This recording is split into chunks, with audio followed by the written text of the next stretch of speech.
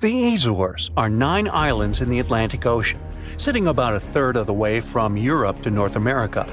A history textbook will tell you that the Portuguese explorers discovered this beautiful archipelago in the 15th century. Until then, they were uninhabited. The islands still belong to Portugal, so there seems to be no controversy or mystery here, except for the fact that some researchers think the Azores were home to an ancient civilization from thousands of years ago.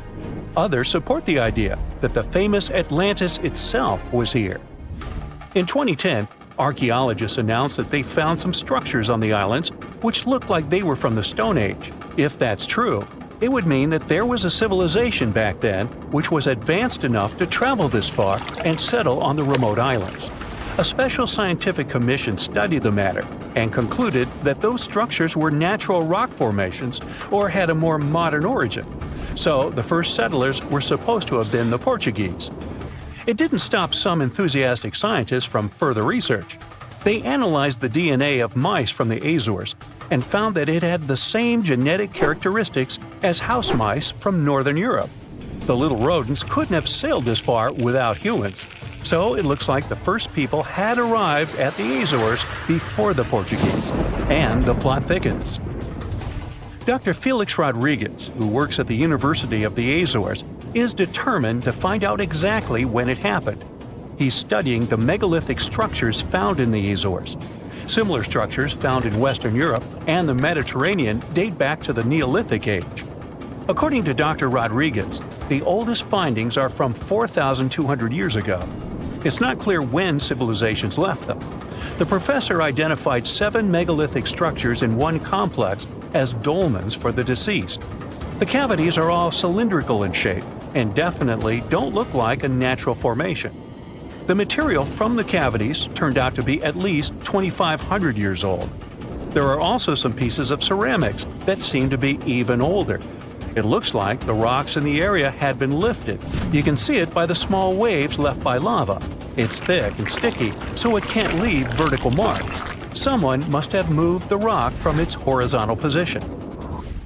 Another interesting finding is some stone anchors with holes found by the sea. Similar ones were used in the Mediterranean and on the Atlantic coast of Europe, dating back to 1000 and 2000 BCE. The 15th century Portuguese were advanced sailors and never used stone anchors, only metal ones.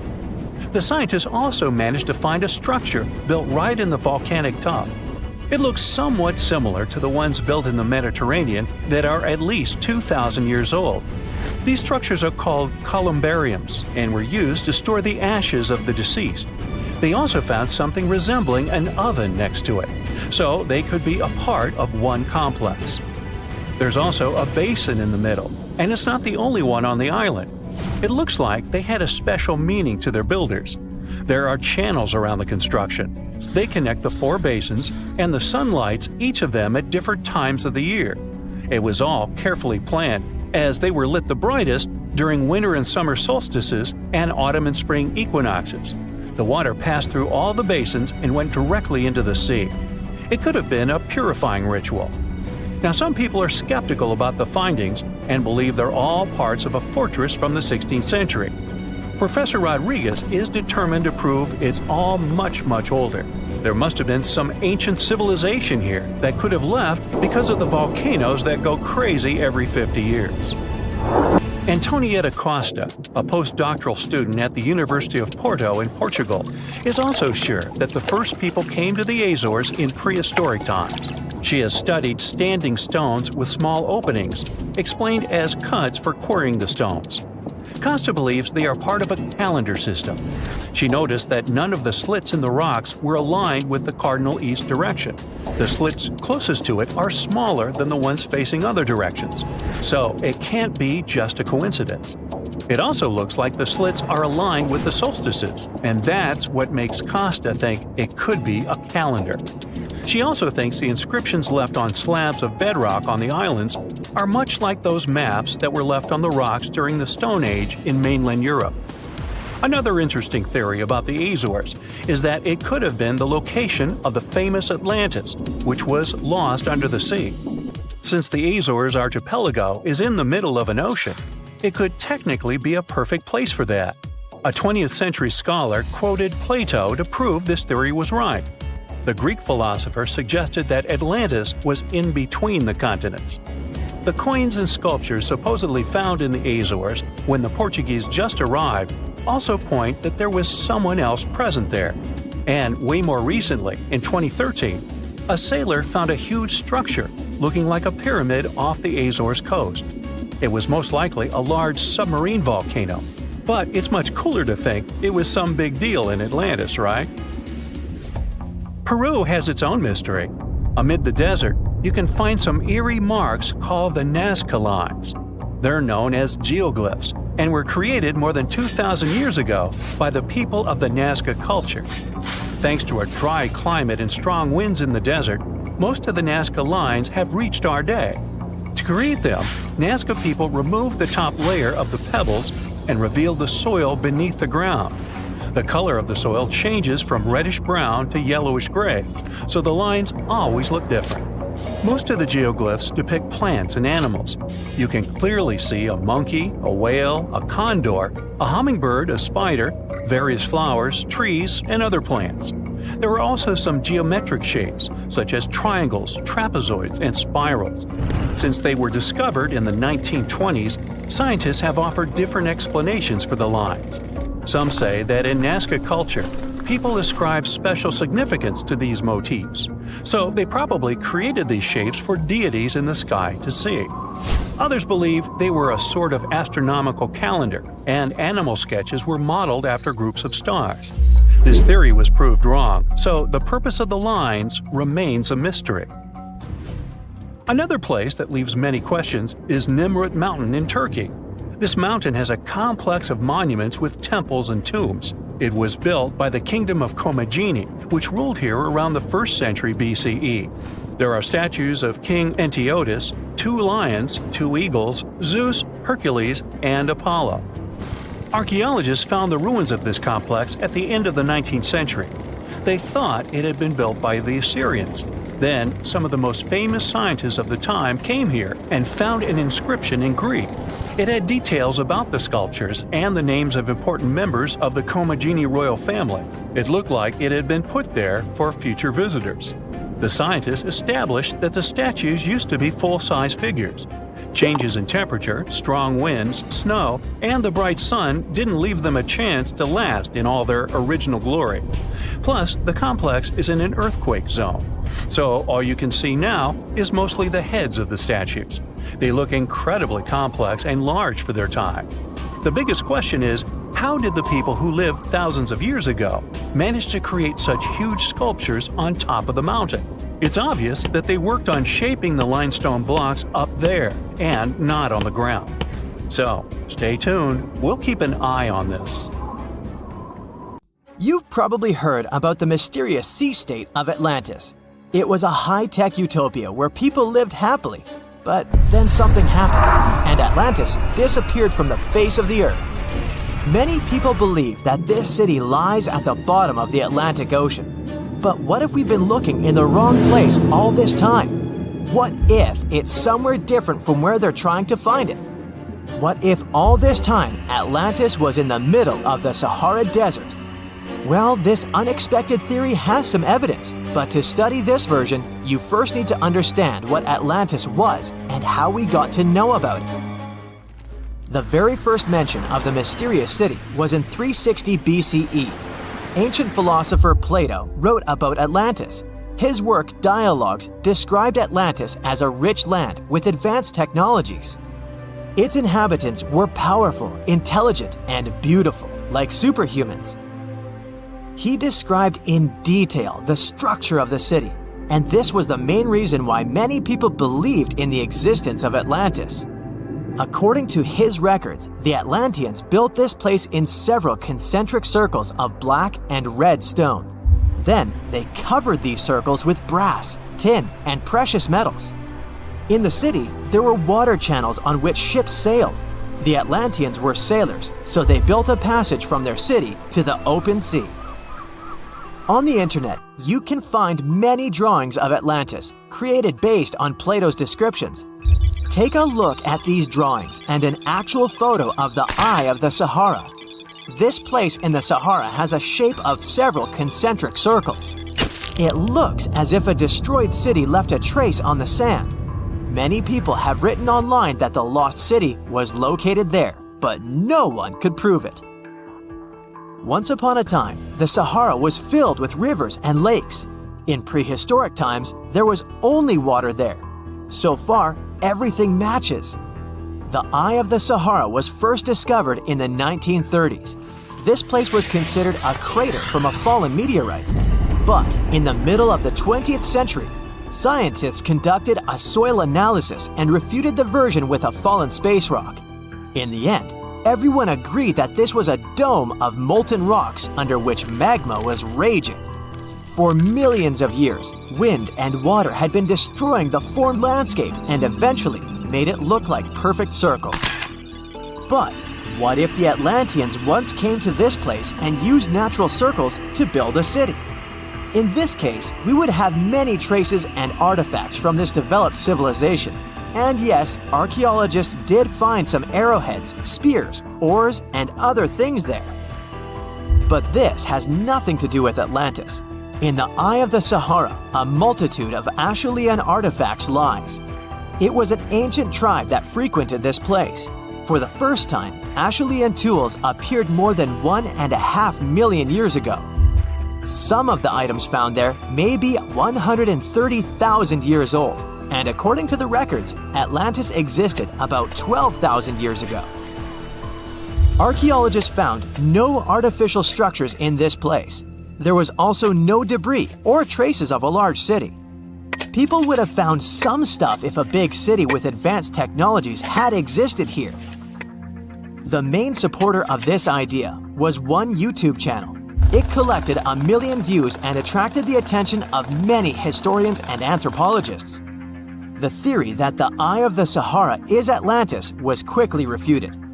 People found too many discrepancies between this place and the description of Atlantis. The author tried to catch the viewer's attention by presenting external similarities between the natural landscape and the fictional ancient city. Another popular theory claims that Atlantis was a real continent located off the Bahamas, but then this city was swallowed up by the Bermuda Triangle. According to this legend, the city ruins still lie at the bottom of the triangle, but there's no confirmation of this theory either.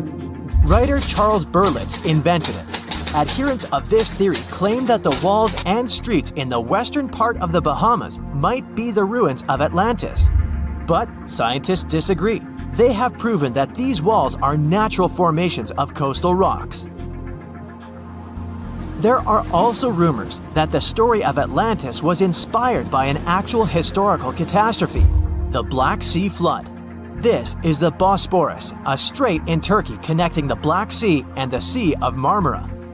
Around 5600 BCE, the Black Sea was twice as small as it is now and had many cities on its shores. Unfortunately, a huge flood destroyed this flourishing civilization. Within a year, cities descended underwater, and surviving inhabitants moved to foreign lands and spread stories about the flood. Maybe these stories inspired Plato to come up with Atlantis. In the 1950s, people came up with another version. Atlantis was the continent that is now Antarctica. Tens of thousands of years ago, a warm continent with a developed city shifted to the northern part of our planet because of the movement of Earth's crust. The Atlanteans couldn't adapt to the cold conditions, and Atlantis was covered with a thick layer of ice. This theory was refuted when scientists began studying the tectonic plate's nature. It turned out that Earth's crust couldn't have moved such a huge continent as Antarctica. The tectonic plates don't behave this way at all. But the main question is, was Atlantis real? No one had described it before Plato. Perhaps the philosopher came up with it. Maybe he did this to emphasize the correctness of his views on life and to identify his philosophical theories. In his works, he wrote a lot about divine and human nature and how people can destroy this nature. He spoke of decaying ideal societies because of immoral behavior and vices. The Atlanteans were once moral, spiritual people who created a utopia, but then they became greedy and mean. They destroyed their inner nature, and for this, they had to witness the destruction of their city. One night, fires and earthquakes hit Atlantis and plunged the city into the sea. The higher powers punished people for their immoral behavior, and Plato also wanted everyone to be afraid of moral decay. But judging by the descriptions of the earthquakes and fire, it may seem that Atlantis was destroyed by a volcanic eruption, as it was with the ancient Roman city of Pompeii. And such destructions have happened pretty often throughout history. Natural disasters ruined many developed cities. One of the most famous cases occurred in 1100 BCE in the Mediterranean Sea, when a volcanic eruption destroyed the highly developed Minoan society. The Minoan society existed for about 2,000 years. These people mostly lived on the islands of Crete and Santorini, located north of Crete. The Minoans had beautiful houses, a sewage system, and a developed economy. They were engaged in agriculture, grew fruits and vegetables, painted frescoes, and made jewelry. They were the first people to found the thalassocracy, an empire based on the sea. They lived off of fishing, piracy, and maritime trade. At the time, they performed cruel rituals, and their way of life was far from moral. They were used to earthquakes on the island of Santorini, so they reinforced the walls of the city with wooden beams, but they didn't know what a volcanic eruption was. And when the sulfur smell appeared in the air, they didn't suspect the impending catastrophe. When the volcano spilled out tons of lava and ash, all the residents of Santorini abandoned their homes and tried to escape, but they couldn't. The eruption and earthquake triggered a tsunami. A large wave flooded the coastal part of the island of Crete. This hit the economy of the Minoans hard and destroyed their port harbor. Then, foreigners attacked Crete and finally destroyed the developed civilization. Some historians think that Plato could have referred to the Minoan Empire when describing Atlantis. Using their example, he showed how immoral actions could destroy people. Rekat structure is a giant formation in the Sahara that looks exactly like a giant bullseye. It's so wide that you can see it from space. Even the CIA got interested in it. In 1965, they planned a flyover looking for geomagnetic anomalies. The findings are still classified. Perhaps the theories are true, and this place is truly the lost city of Atlantis. Now, Atlantis supposedly sank beneath the waves, but recent discoveries are pointing us in a different direction. This is an ancient story that goes far back in time, and Plato was the first to mention it. The place had loads of greenery and a curious structure: 3 concentric circles of land surrounding 2 circles of water. 2 key quotes from Plato's writing suggest that Atlantis might not have been a typical island in the middle of the ocean. Plus, Atlantis had a major influence from Africa and Europe, challenging the idea of it being in the Atlantic. It turns out that the Eye of the Sahara and Atlantis look alike. When astronauts saw the Eye of Sahara from above, they initially suspected a meteorite impact crater, but the rings of the structure matched the layout described of Atlantis. More importantly, the Sahara wasn't always a desert. It turned from a tropical region into a desert around 11,000 years ago. Researchers found evidence of a massive river called the Tamaracet that could have sustained a community. This river flowed toward the Rekat structure, aligning with Plato's description. The Trans-Saharan Seaway ran through the Sahara 50 to 100 million years ago. The sea allegedly destroyed Atlantis around 11,500 years ago, likely due to a rapid rise in sea level caused by the end of the Ice Age. NASA's worldview imagery shows patterns consistent with this theory.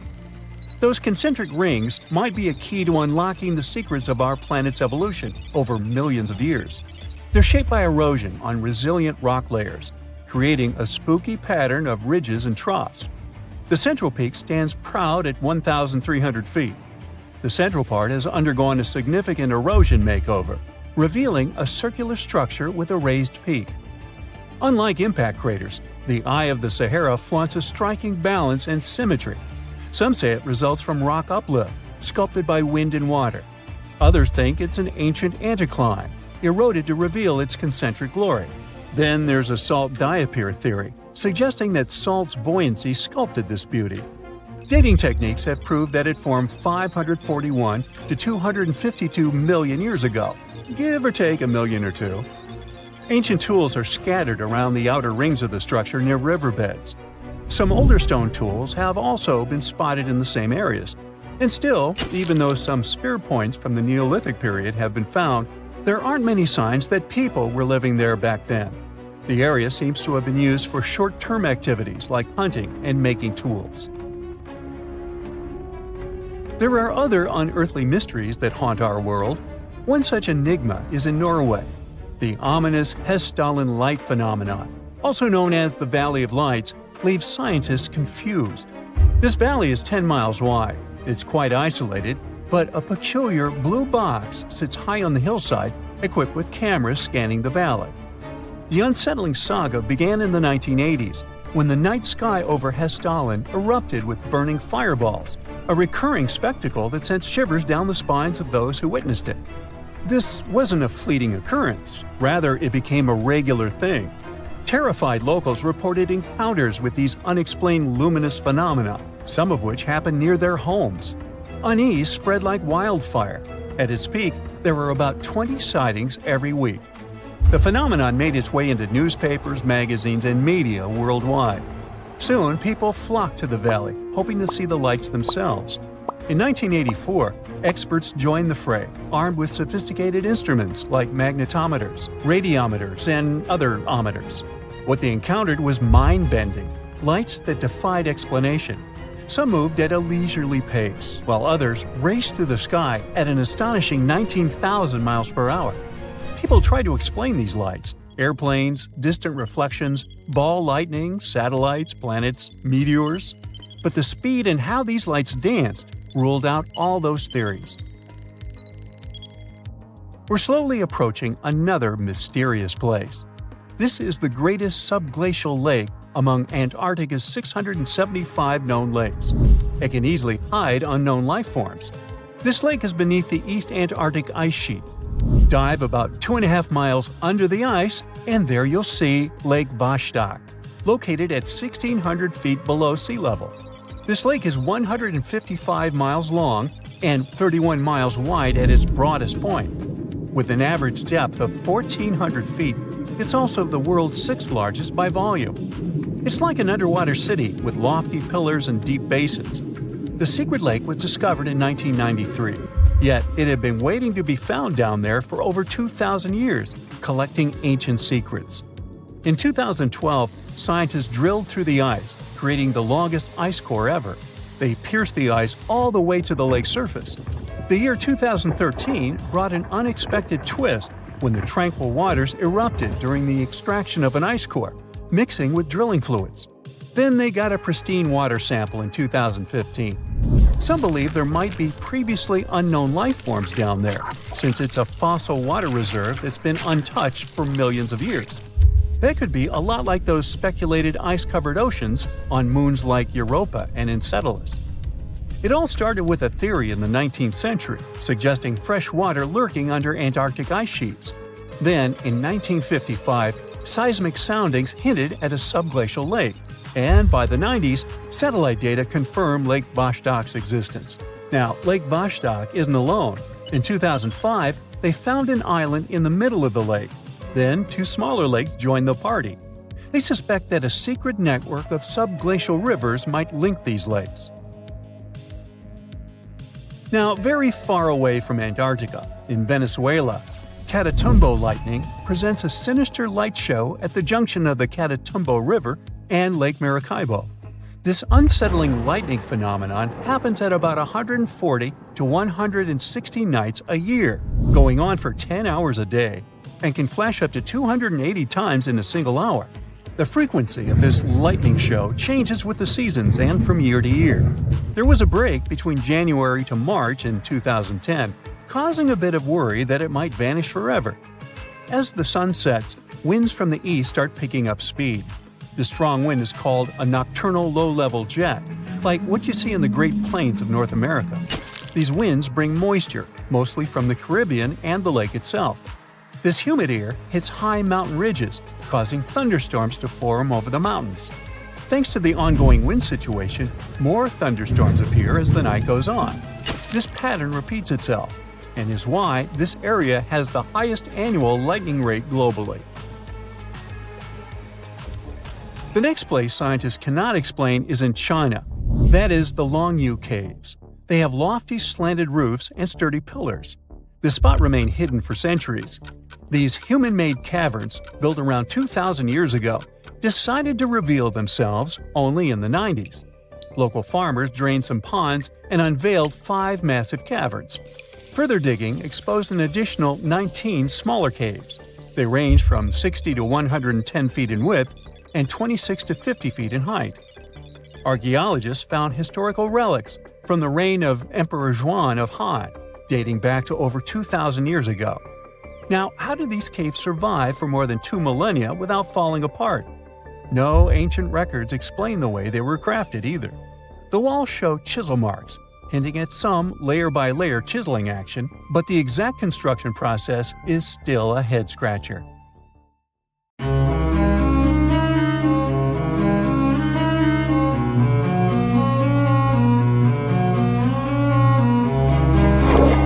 Question for you. Do you think Atlantis could be real? It remains as one of history's greatest mysteries. The legend began with Plato, all the way back in ancient Greece. The tale of a civilization that formed and prospered before our own. Atlantis was supposedly a highly technological society, much like the Mayans. But, as the legend says, due to the people's greed, they were punished by a flood that destroyed and submerged their cities. Different theories try to guess Atlantis' location. Some say it was in the Mediterranean Sea. Some say it's beneath the Bermuda Triangle. But, as science has shown us, Atlantis may be only an allegory for humankind. Today, you'll discover several amazing underwater cities that you have never heard of. They existed indeed, and are not just a myth.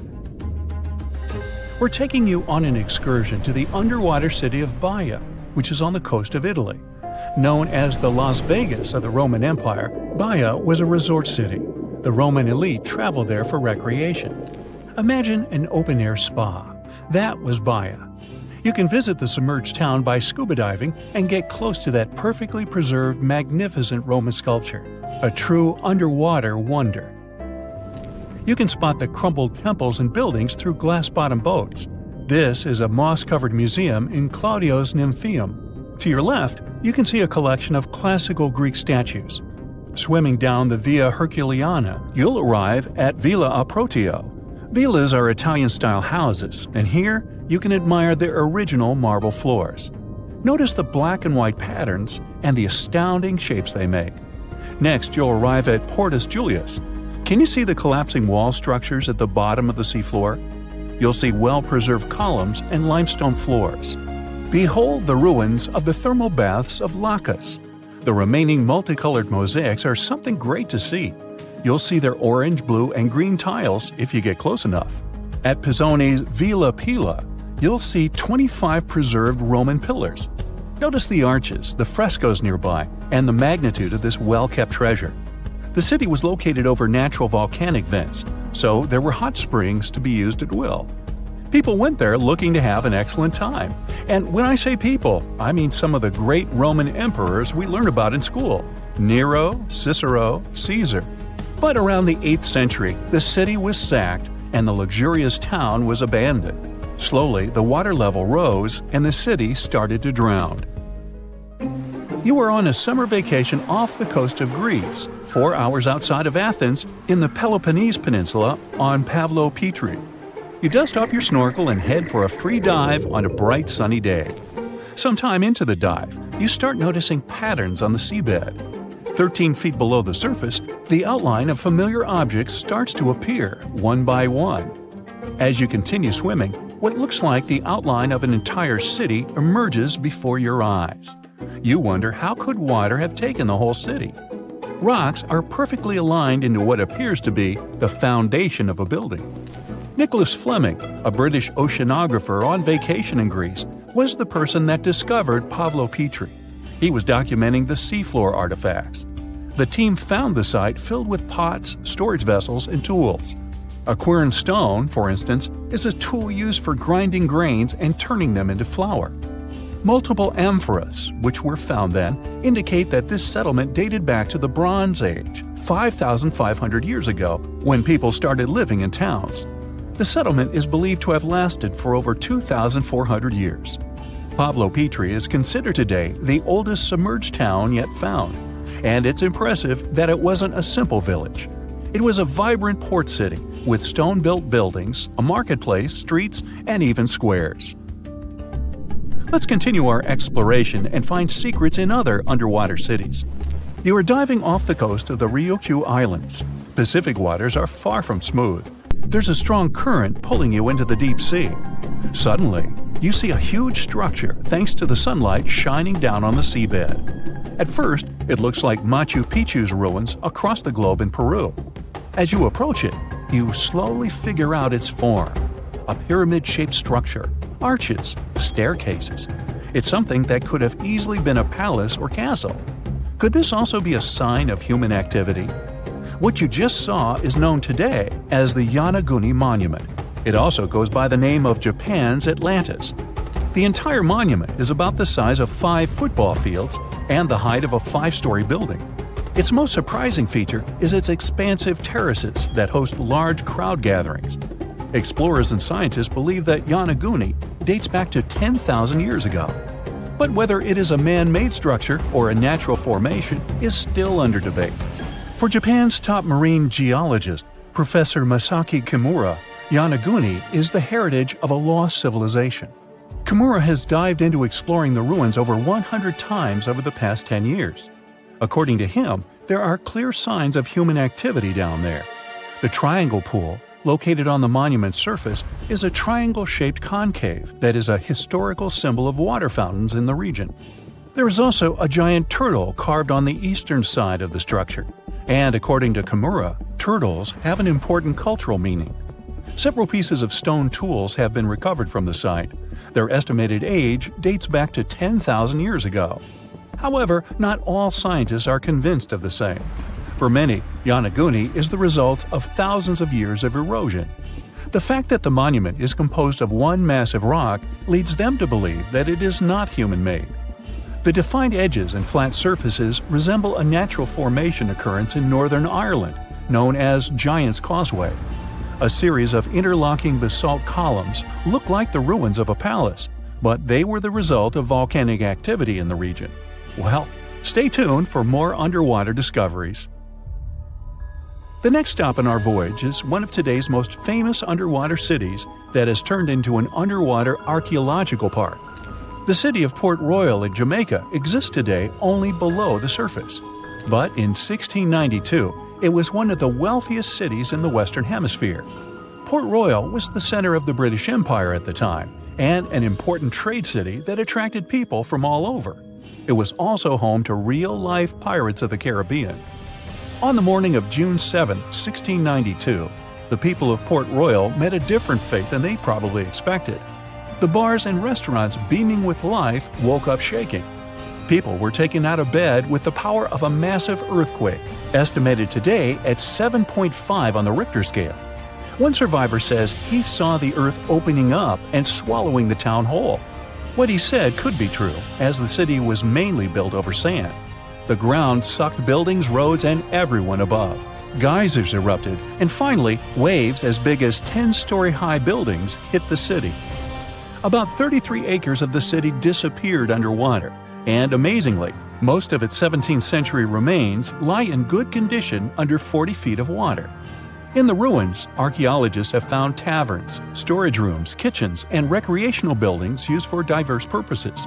You can see a grand lion statue, a submerged bridge, and many picturesque arches.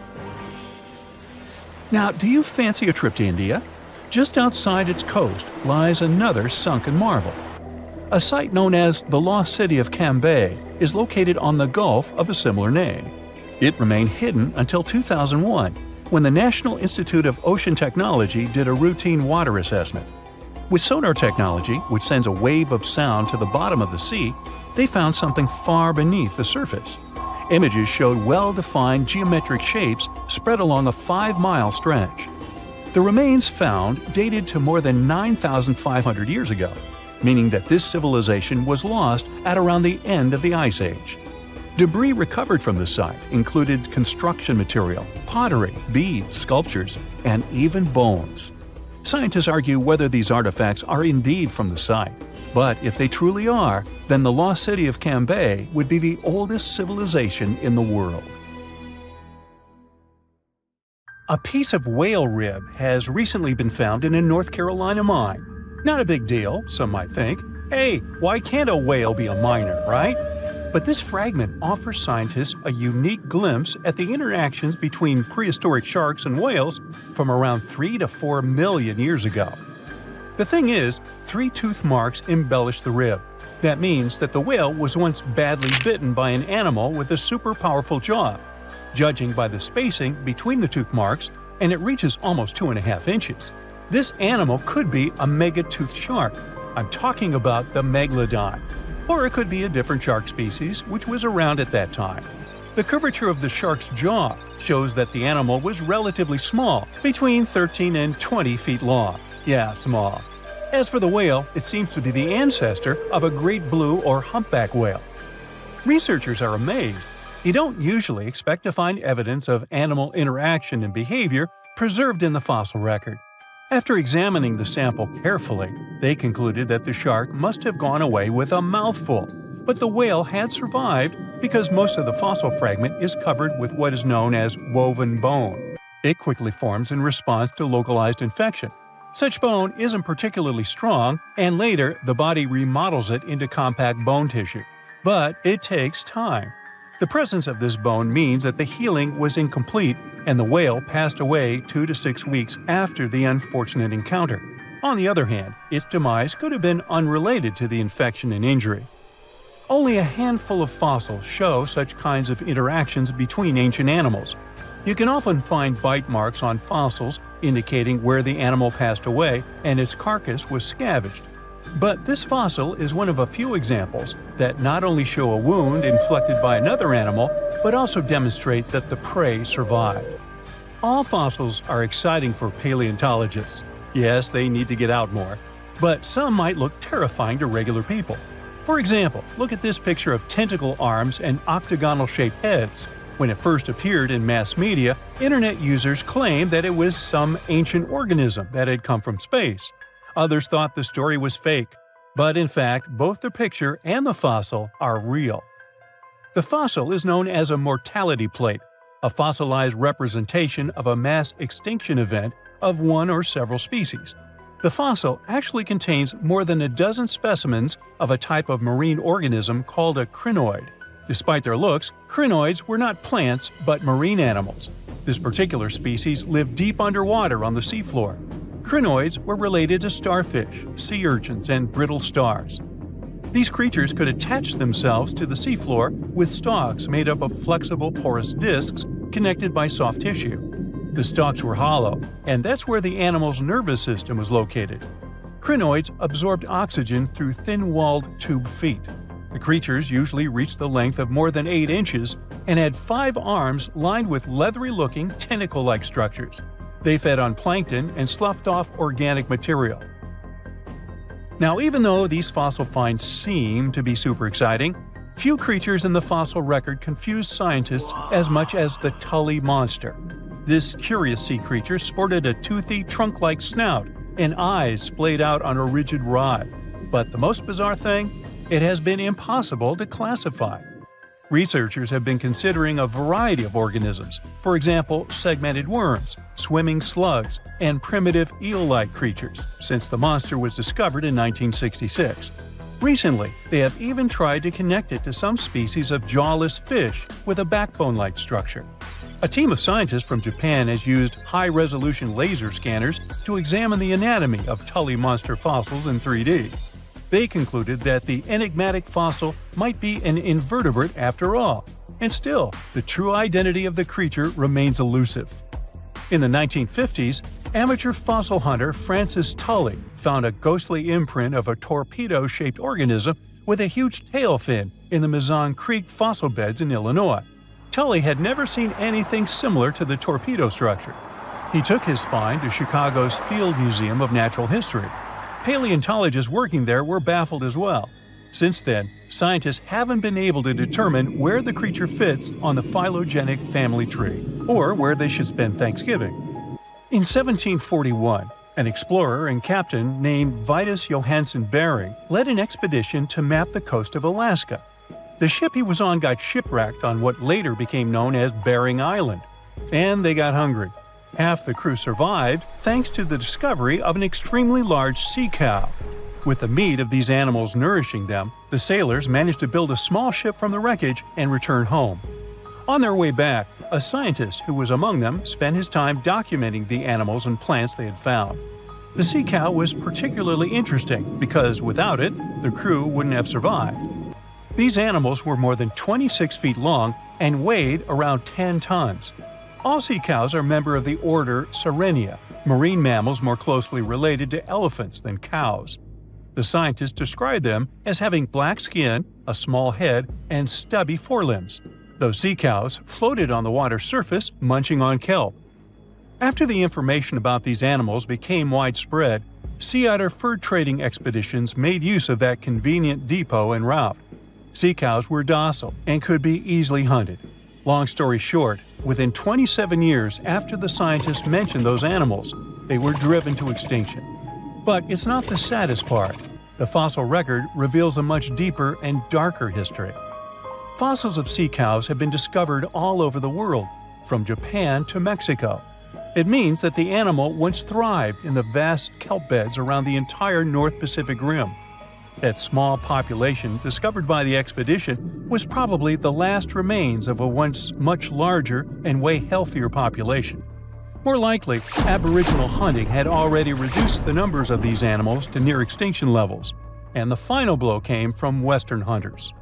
The living close relatives of those ancient sea cows are rarely hunted today.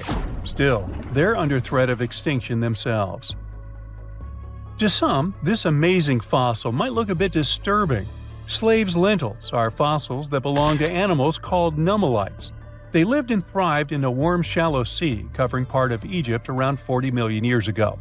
The name Nummulites hints at the fact that larger specimens resemble coins, and in Egyptian folklore, they're even referred to as angels' money. These creatures have a simple, single-celled structure, which contrasts with their super intricate skeleton. Look at this series of spiral overlapping whorls. Each whorl is divided into countless tiny chambers.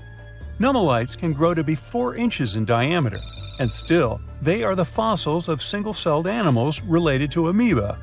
How and why did they grow to be so large? The reason could be their symbiotic relationships with other smaller organisms. In the case of modern species, such symbionts are tiny golden-brown single-celled algae called diatoms. The shells of nummulites are relatively transparent, and since they're flat, there's a large surface area for the light needed for the diatoms to photosynthesize. For some reasons, scientists are still debating about them. The presence of plant symbionts in animals dwelling in the sea encourages the growth of a calcareous skeleton in hosts. So, the gigantic size of the nummulites in Egypt could be due to their close relationship with symbiotic diatoms. Does that make sense? Fun fact: a species of nummulites evolve very fast, and their fossils change from one layer of sediments to the next. So the limestone used for the pyramids of Giza are so packed with such fossils that it's known as Nummulitic limestone. This limestone also contains 2 kinds of nummulites, the smaller slaves' lentils and the larger angel's money. But those are not different species, but rather different stages in the life cycle of a single species. 54,000 years ago, there was one interesting group that lived in caves. A father, daughter, and a couple of other members who were their close relatives. And the cool thing here is that they were the first Neanderthal family we know about. A team of scientists studied ancient DNA from their teeth and bones to learn more about early human society. And this research showed a cool thing. They probably lived in these caves at the same time, together. There were 11 Neanderthals that lived together in one cave, and 2 others from another cave that was somewhere close in the neighborhood. So there were 13 of them, 8 grown-ups and 5 kids. Together with their DNA, scientists also found their stone tools and animal bones. Neanderthals are the ancient human relatives that are definitely the closest ones to us. Their skull was long and flattened if you compare it to the skull of Homo sapiens that's more globular. They also had this specific prominent brow ridge above the eyes. You can easily recognize them by their face too, with the central part of the face protruding forward. Plus, they had a large, broad nose. Some believe their nose was a way of adapting to living in cold, dry environments. When the inside of the nose is bigger, it moistens and warms the air you breathe better. Unlike us, they didn't have much of a chin. Also, scratch marks on their front teeth tell us Neanderthals used them like a third hand when they would prepare food and work with materials they used.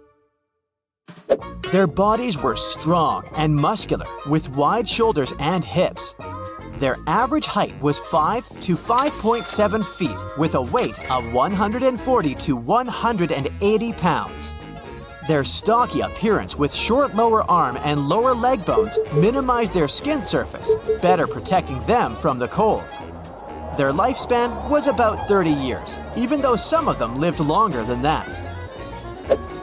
Neanderthals would dwell in regions that are now Europe and Asia for over 350,000 years.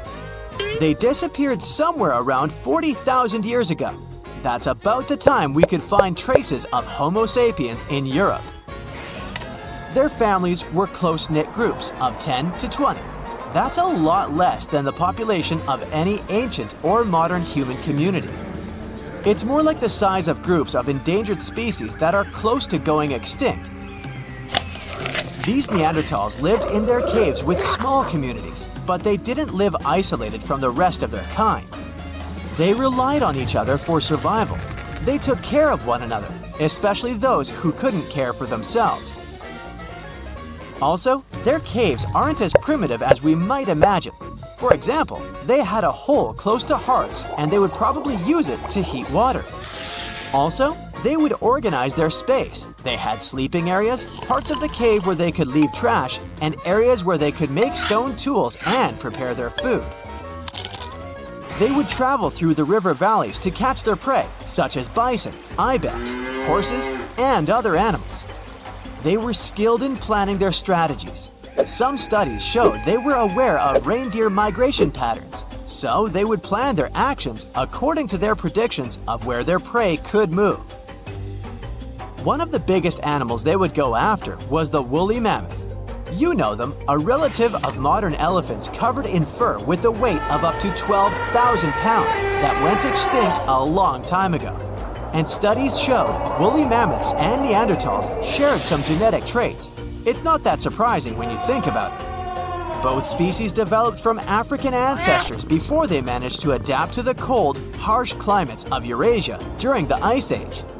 So they faced similar conditions and both went extinct at about the same time. Neanderthals also used stone to make tools, similar to ones other early humans used, such as scrapers and blades made from stone flakes. These tools scientists found in both of the caves they studied are created using the same raw materials. That means the communities probably hung out and interacted with each other in some way. Until the 20th century, many thought that Neanderthals were very different from modern humans, considering their genetics, physical appearance, and behavior. But more recent discoveries about this well-preserved Eurasian fossil population have shown that some of the people in it were the same as people alive today. Neanderthals lived before and during the last ice age, in some of the harshest places that humans have ever lived. Besides their tools and catching animals, they also gathered plants from around their area. They would also eat cooked vegetables relatively often. Their ability to stay alive for tens of thousands of years during the last ice age is a good example of how humans can adapt to almost any situation. Neanderthals made the earliest cave art that we know about. Scientists explored 3 Spanish caves where they lived, and all of them had black and red paintings of dots, animals, and geometric symbols, together with handprints, hand stencils, and engravings. These paintings were made more than 60,000 years ago. Since Homo sapiens came to Europe 20,000 years after that, we can assume Neanderthals were the only human species on the continent at the time, so they must have been the ones who created this art. Also, these caves were 435 miles apart, so it wasn't like only some of the Neanderthals knew about it. Paintings were obviously their long-lived tradition. They were also big fans of fashion. They made their own jewelry, some of it out of eagle talons. The oldest examples we could find are nearly 130,000 years old. They also most likely used pigment to camouflage or decorate their bodies. Also, Homo sapiens weren't the only species that used fires. Researchers looked at more than 140 fireplace sites across Europe and realized Neanderthals used fire there for a long time too. These signs included charcoal, burned bones, and heated stone artifacts. Neanderthals used fire for cooking food and making tools. They would stick wooden shafts into pieces of stone with pitch, which would be like natural glue. Since burning the bark of birch trees is the only way to make this sticky liquid, the Neanderthals must have been able to control fire. Most people imagine Neanderthals probably grunted, but that's not true in reality. They didn't quite sound like us either. Their big chest, posture, and the shape of their throats probably resulted in a voice that was louder and higher pitched than the average human's voice. They probably didn't have sophisticated vocabularies as we do, but they could use complex speech because they had the hyoid bone. It's this little thing we have in our neck too, the one that supports the root of our tongue. It's the same feature that allows us to vocalize as we do. They were more similar to us than we might expect. Some believe Neanderthals even built boats so they could sail across the Mediterranean. And it's not like Neanderthals lived somewhere, went extinct, and then modern humans showed up. It seems these groups did meet around 100,000 years ago in the Arabian Peninsula or in the Middle East. That's when the first groups of modern humans were moving from Africa. Scientists analyzed the DNA of one of the Neanderthal women that lived more than 50,000 years ago, and it includes genetics from modern humans too.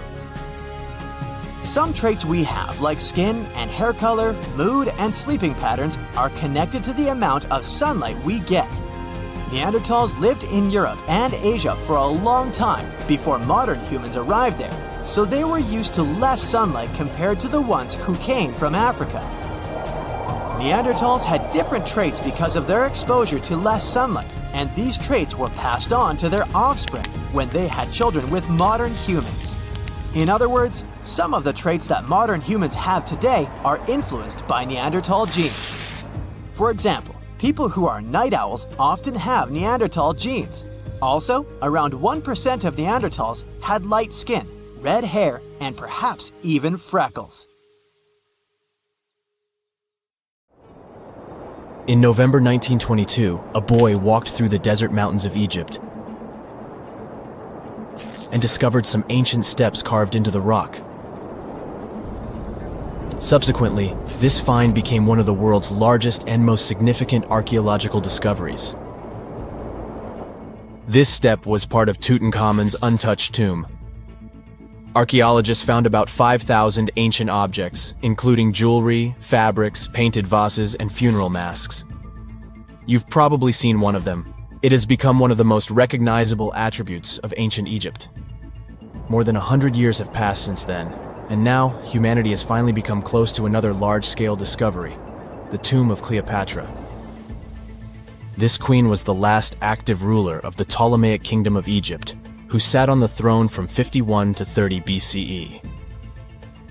There are many ancient records about Cleopatra, her reign, and her unusual personality, but until now, no one has discovered the secrets about her passing away in the burial place. So, one archaeologist, Dr. Kathleen Martinez, has been studying ancient records and temples around Alexandria for decades, and concluded that the tomb of the queen should be located under the ancient city of Taposiris Magna, founded in 280 BCE. It was a big city on the northern coast of Egypt, where tens of thousands of people were engaged in trade and industry.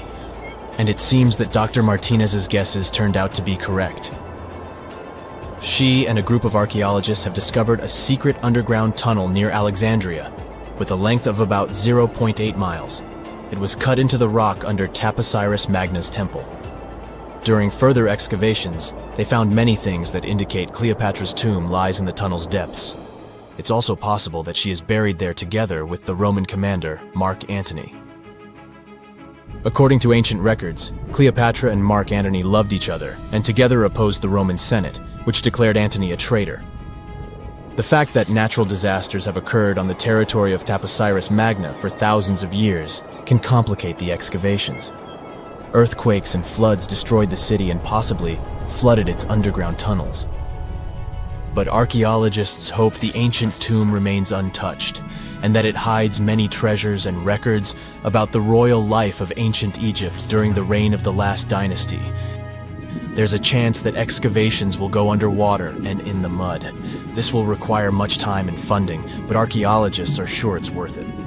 Anyway, it's too early to say that Cleopatra is really buried there, but scientists have found many things in the tunnel that confirm this, including clay pots, dozens of coins with the image of Cleopatra and Alexander the Great, as well as a bust with the image of the Egyptian queen. Cleopatra is still one of the most popular personalities in Egypt, on an equal footing with Ramesses III and Tutankhamun. She inspired many films, paintings, and books, but what made her so popular? She became famous for her inconsistency. She was a beautiful, intelligent ruler who pulled Egypt out of the crisis and made it a prosperous power. Medieval Arabic texts say she knew chemistry, mathematics, and philosophy, and may have written several scientific books. She knew several languages and had excellent diplomatic skills. At the same time, there are many legends that she was a femme fatale who drove many men crazy.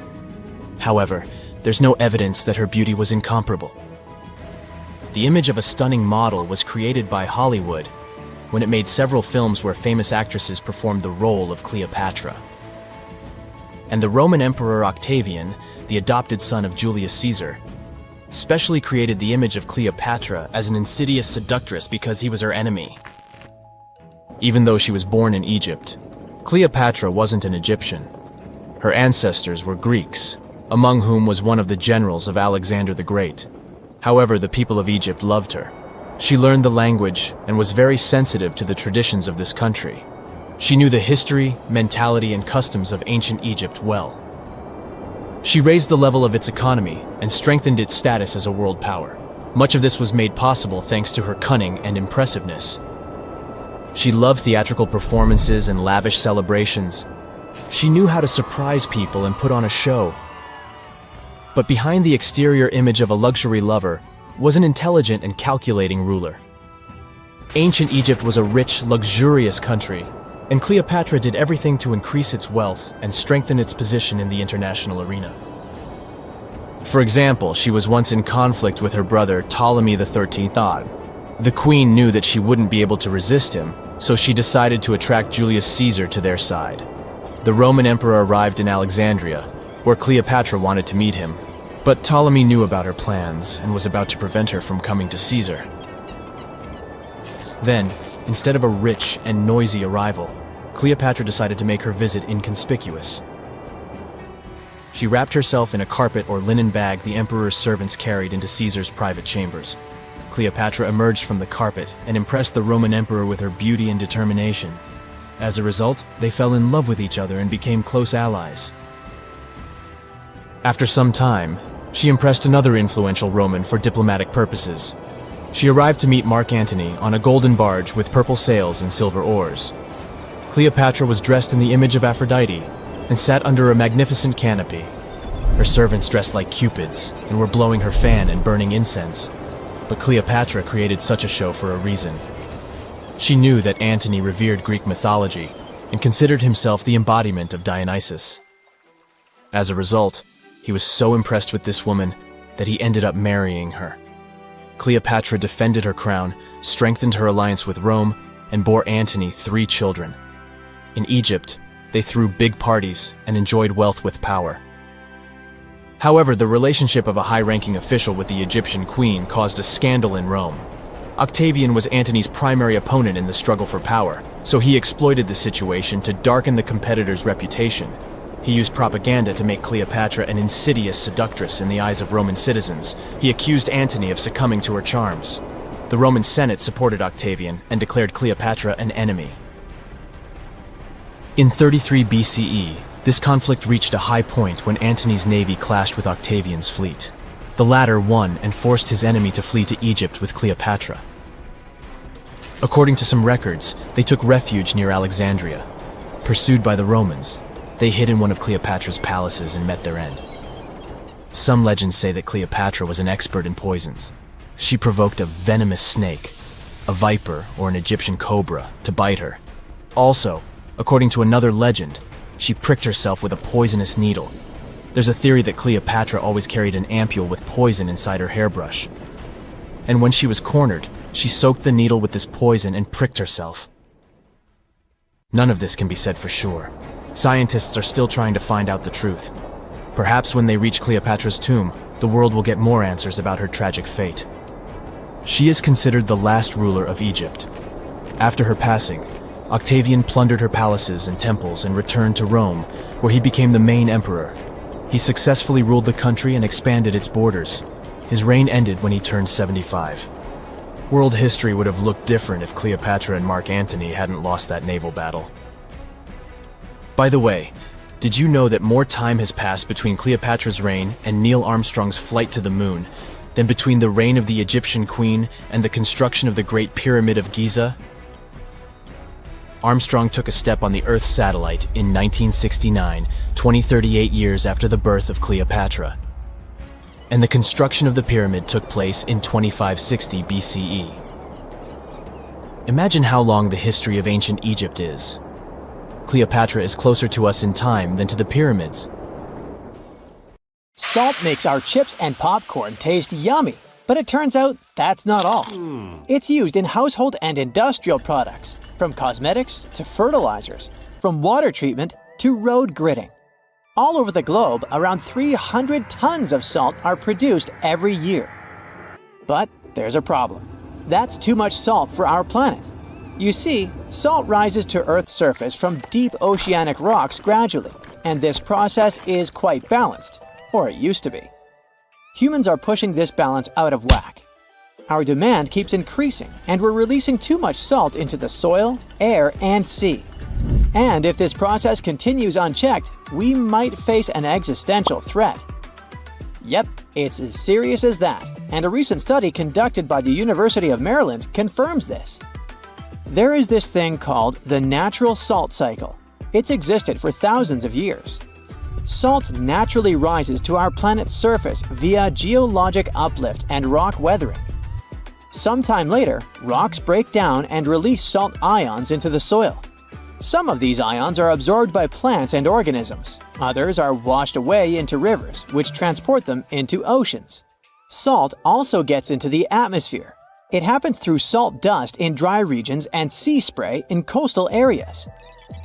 It's crucial for humans because our bodies need salt, just like animals and plants do. Simply put, we're electrical systems controlled by salt. Soil needs salt because otherwise it won't clump together.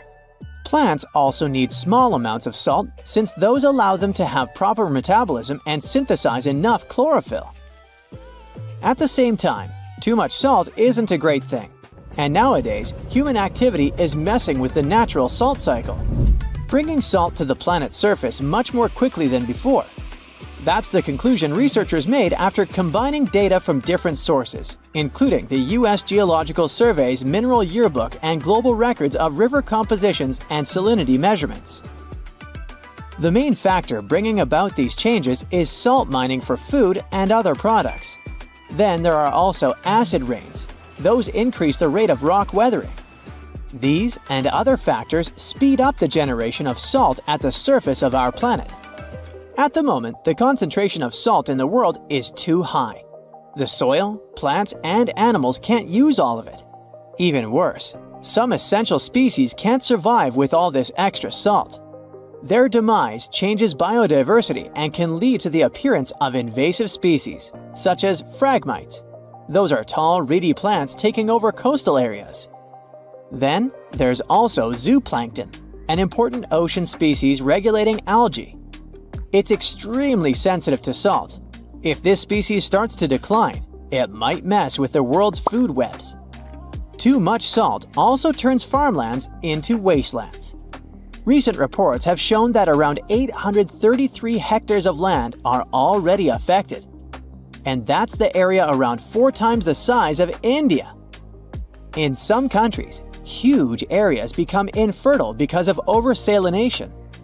Plus, excess salt is bad for our health.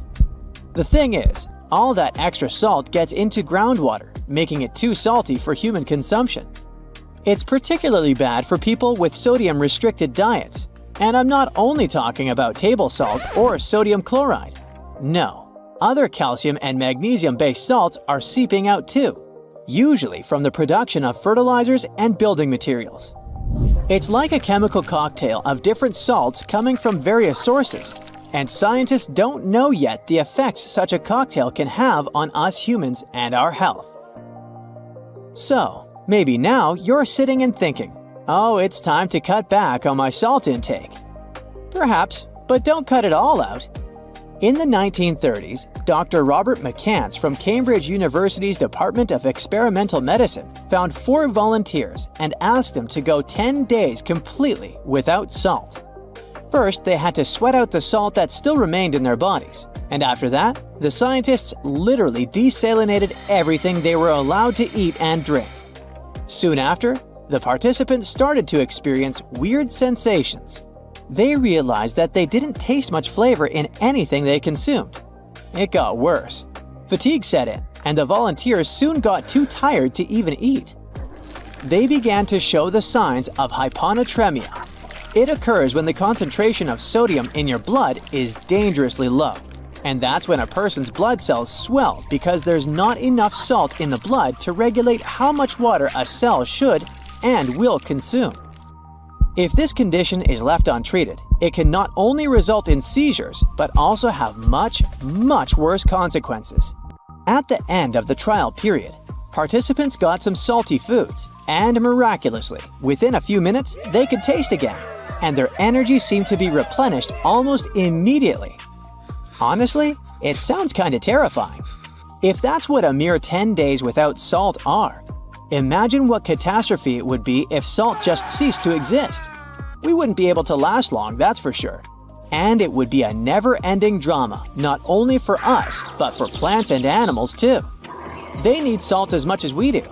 If our oceans suddenly lost all the salt, it would wipe out all underwater algae, cutting photosynthesis on Earth almost in half. Land-based plants would follow suit. So, soon after the disappearance of salt, we'd face a huge issue. Too much carbon dioxide and not nearly enough oxygen. Our climate would start fluctuating between extremely hot and cold temperatures, and hurricanes would become insanely powerful and super destructive. Luckily, we still have salt at our stores, and the natural salt cycle might get more or less stable again. By the way, humanity has known of and appreciated salt for many centuries. For example, it was used as offerings and to preserve mummies in ancient Egypt. It was a valuable commodity traded between the Phoenicians and their Mediterranean empire. In ancient China, people knew of more than 40 types of salt and used it for medicinal purposes. In medieval continental Europe, Venice gained power through its salt monopoly. The production and transportation of salt led to the appearance of new cities and the construction of roads. Salzburg, the city of salt in Austria, is a great example of that. Even these days, salt continues to surprise us. For example, recently, researchers from the University of Miami Rosenstiel School of Marine and Atmospheric Science have discovered rare deep-sea brine pools in the Gulf of Aqaba. That's a northern extension of the Red Sea. Those salty underwater lakes are likely to hold secrets about the way oceans on Earth formed all those millions of years ago. They might also give us some clues to life on other planets. Brine pools are some of the most extreme environments on Earth, And still, despite their ultra-high salinity, somewhat exotic chemistry, and total lack of oxygen, they're teeming with life. Researchers have even found bioactive molecules with potential anti-cancer properties in brine pool microbes in the Red Sea. These super salty zero-oxygen brine pools are located close to the coast and might preserve information on tsunamis, earthquakes, and flash floods that took place in the Gulf of Aqaba thousands of years ago. Salt has even made its way into space. Well, kind of. You see, the moon is like a comet soaring through the cosmos. Our natural satellite is followed by a slender tail consisting of irradiated matter, and our planet passes directly through this tail once a month. Well, according to a study published in the journal JGR Planets, this lunar tail is made of millions of sodium atoms. And as you already know, the chemical formula of salt is sodium chloride. Those atoms get blasted out of the lunar soil by meteor strikes and then pushed thousands of miles downstream by solar radiation. For several days a month, when the new moon is located between Earth and the Sun, the gravity of our planet drags that sodium tail into a long beam, which wraps around our planet's atmosphere. The tail itself is harmless and invisible to the unaided eye, but during those new moon days, high-powered telescopes can detect the faint orange glow of sodium in the sky. There are many myths around arguably the greatest structure ever built by humans, the Great Wall of China. Some say it's so grand that it's visible from space. Others claim that you can see it from as far as the moon. Other theories suggest that the builders of the wall were left inside. Well, sorry to disappoint you, but all these impressive stories are just myths. But even with those stories busted, the Great Wall of China is an impressive and truly breathtaking structure. So let me tell you its true story. Today, China is one of the most populated countries in the world, counting as many as 1.4 billion residents. It's also one of the oldest nations in the world. It has 3,500 years of continuous written history, but the civilization existed long before that. There is a theory that while the European continent, for example, was most likely reached by humans from Africa, China wasn't populated by settlers that came from somewhere else. Some people believe that the Chinese civilization got formed from local Stone Age people who lived on the territory since the prehistoric period. So now, the Great Wall of China. It's truly big even by today's standard, stretching for over 13,000 miles. To imagine it better, it's almost 5 times the distance between New York and Los Angeles. Or even a bit greater than the distance between the North and South Poles. Even in modern times, people have never built anything close to this big. Of course, it didn't take a day to build the Great Wall of China. 2? Keep going. In fact, the wall was being built for centuries. Maybe you know that ancient cities had walls around them to protect themselves from invaders. Yes, Chinese cities had them too. The first Chinese emperor united the country in 220 BCE and got a brilliant but very ambitious idea to turn all city walls into one big wall that would defend the country's border against attacks from the north. A trusted general directed the construction, enrolling a big group of workers, soldiers, commoners, and convicts. Back then, the wall was built of rammed earth and wood. In some places that were strategically important, the sections of the wall overlapped to provide maximum security. The walls were around 26 feet high on average. But the Great Wall didn't yet look like the construction we know today. Every next emperor would pick up the Big Wall project, strengthening and extending it, repairing, but also modernizing construction techniques. Some used bricks to build it, others moved on to granite and marble blocks. Watchtowers and platforms weren't there from the beginning as well. They were added by Ming emperors. The watchtowers made it possible to communicate with other parts of the wall through smoke and fire messages. So, the wall is quite inconsistent in terms of material, but it only adds more charm to the construction and shows how much effort and time it took. The reasons why some parts of the wall have been standing for centuries and are still in good condition is glutinous rice flour. Turns out, this sticky rice mortar is almost like cement. It's very strong and waterproof, sealing the bricks so tightly together that even sneaky weeds can't grow between them. You may also notice that some bricks have writings carved on them. They were left by the workers who were building the wall. The purpose of those writings is quality assurance. They contain such information as location, quantity, and responsible officials. So, in the case of some problems with the quality of materials or constructions, it would be known who should be held accountable for it. Recently, a research group has looked through official historical documents of the Ming Dynasty that ruled China from the 14th to the 17th centuries. They came across records of secret doors in the Great Wall, so they decided to find them. They used a flying robot to capture continuous centimeter resolution photos of the wall. They photographed 90% of the wall that was built during the Ming Dynasty and discovered the remains of over 220 secret doors along the wall. Some of them have a specific width and height that allows only one person to go through. Others are large enough to allow 2 horses to pass at the same time. Why are the doors there? Well, the Great Wall's main goal was to protect the country from the enemy. Building doors that could let the enemy in would undermine the whole point of having a wall. So, of course, the doors were secret passages.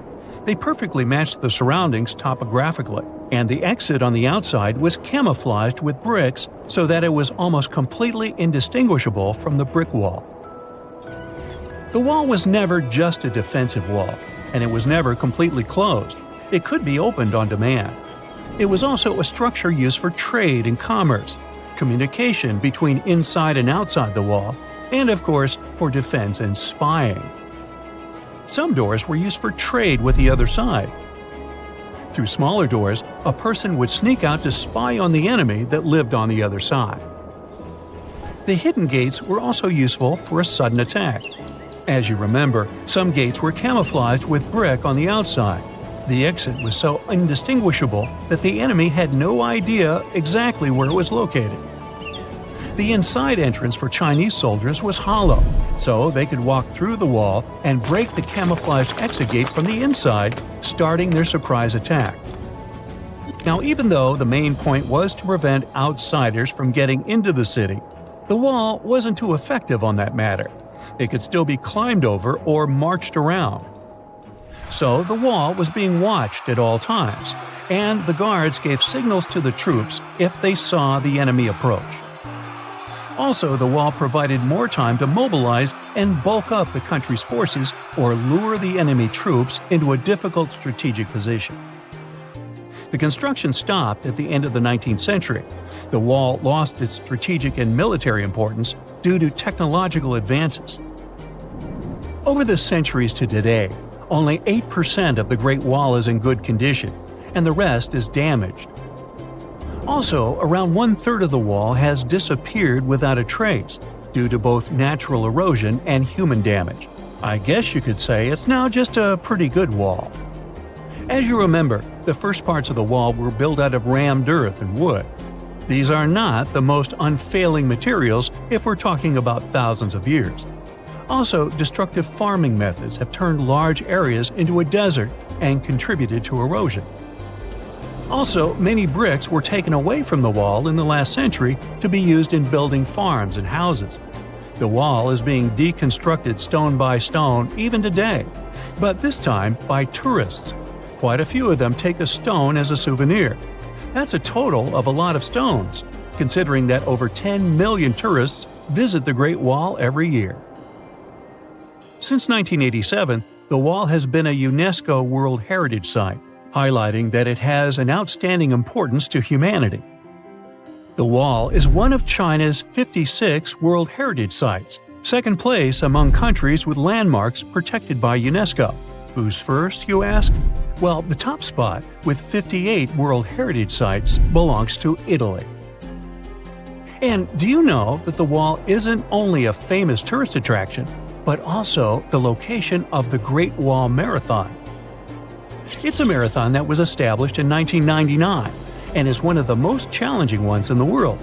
You guessed right, people run along the wall, including all the steps. There are 3 distances, so that participants can run a full marathon that is 26 miles, a half marathon that's 13 miles, or just have a fun run of 5 miles. Experts found the oldest lakeside village ever discovered in Europe underneath the waters of Lake Ohrid in Albania. The lake itself is ancient too. It's said to be one of the oldest lakes in the world. Before this discovery, a village in the Italian Alps held the record. It was about 7,000 years old. But radiocarbon dating shows that the village under Lake Ohrid was built between 6,000 and 5,080 BCE, which means it's around 1,000 years older than any other village in Europe. Around 200 to 500 people lived in this village. It goes back to the time of the Neolithic period. In fact, these people were likely one of the first ever communities that decided to settle down. This discovery wouldn't be so interesting if it didn't have an enigma. Villagers made a wooden fortress of spikes all around their village to stay safe. But safe from what? Something mysterious. These locals went through all the trouble of building their homes on stilts over the lake and surrounding it with spikes for defense. Why did they make things so complex? That's what archaeologists are trying to figure out.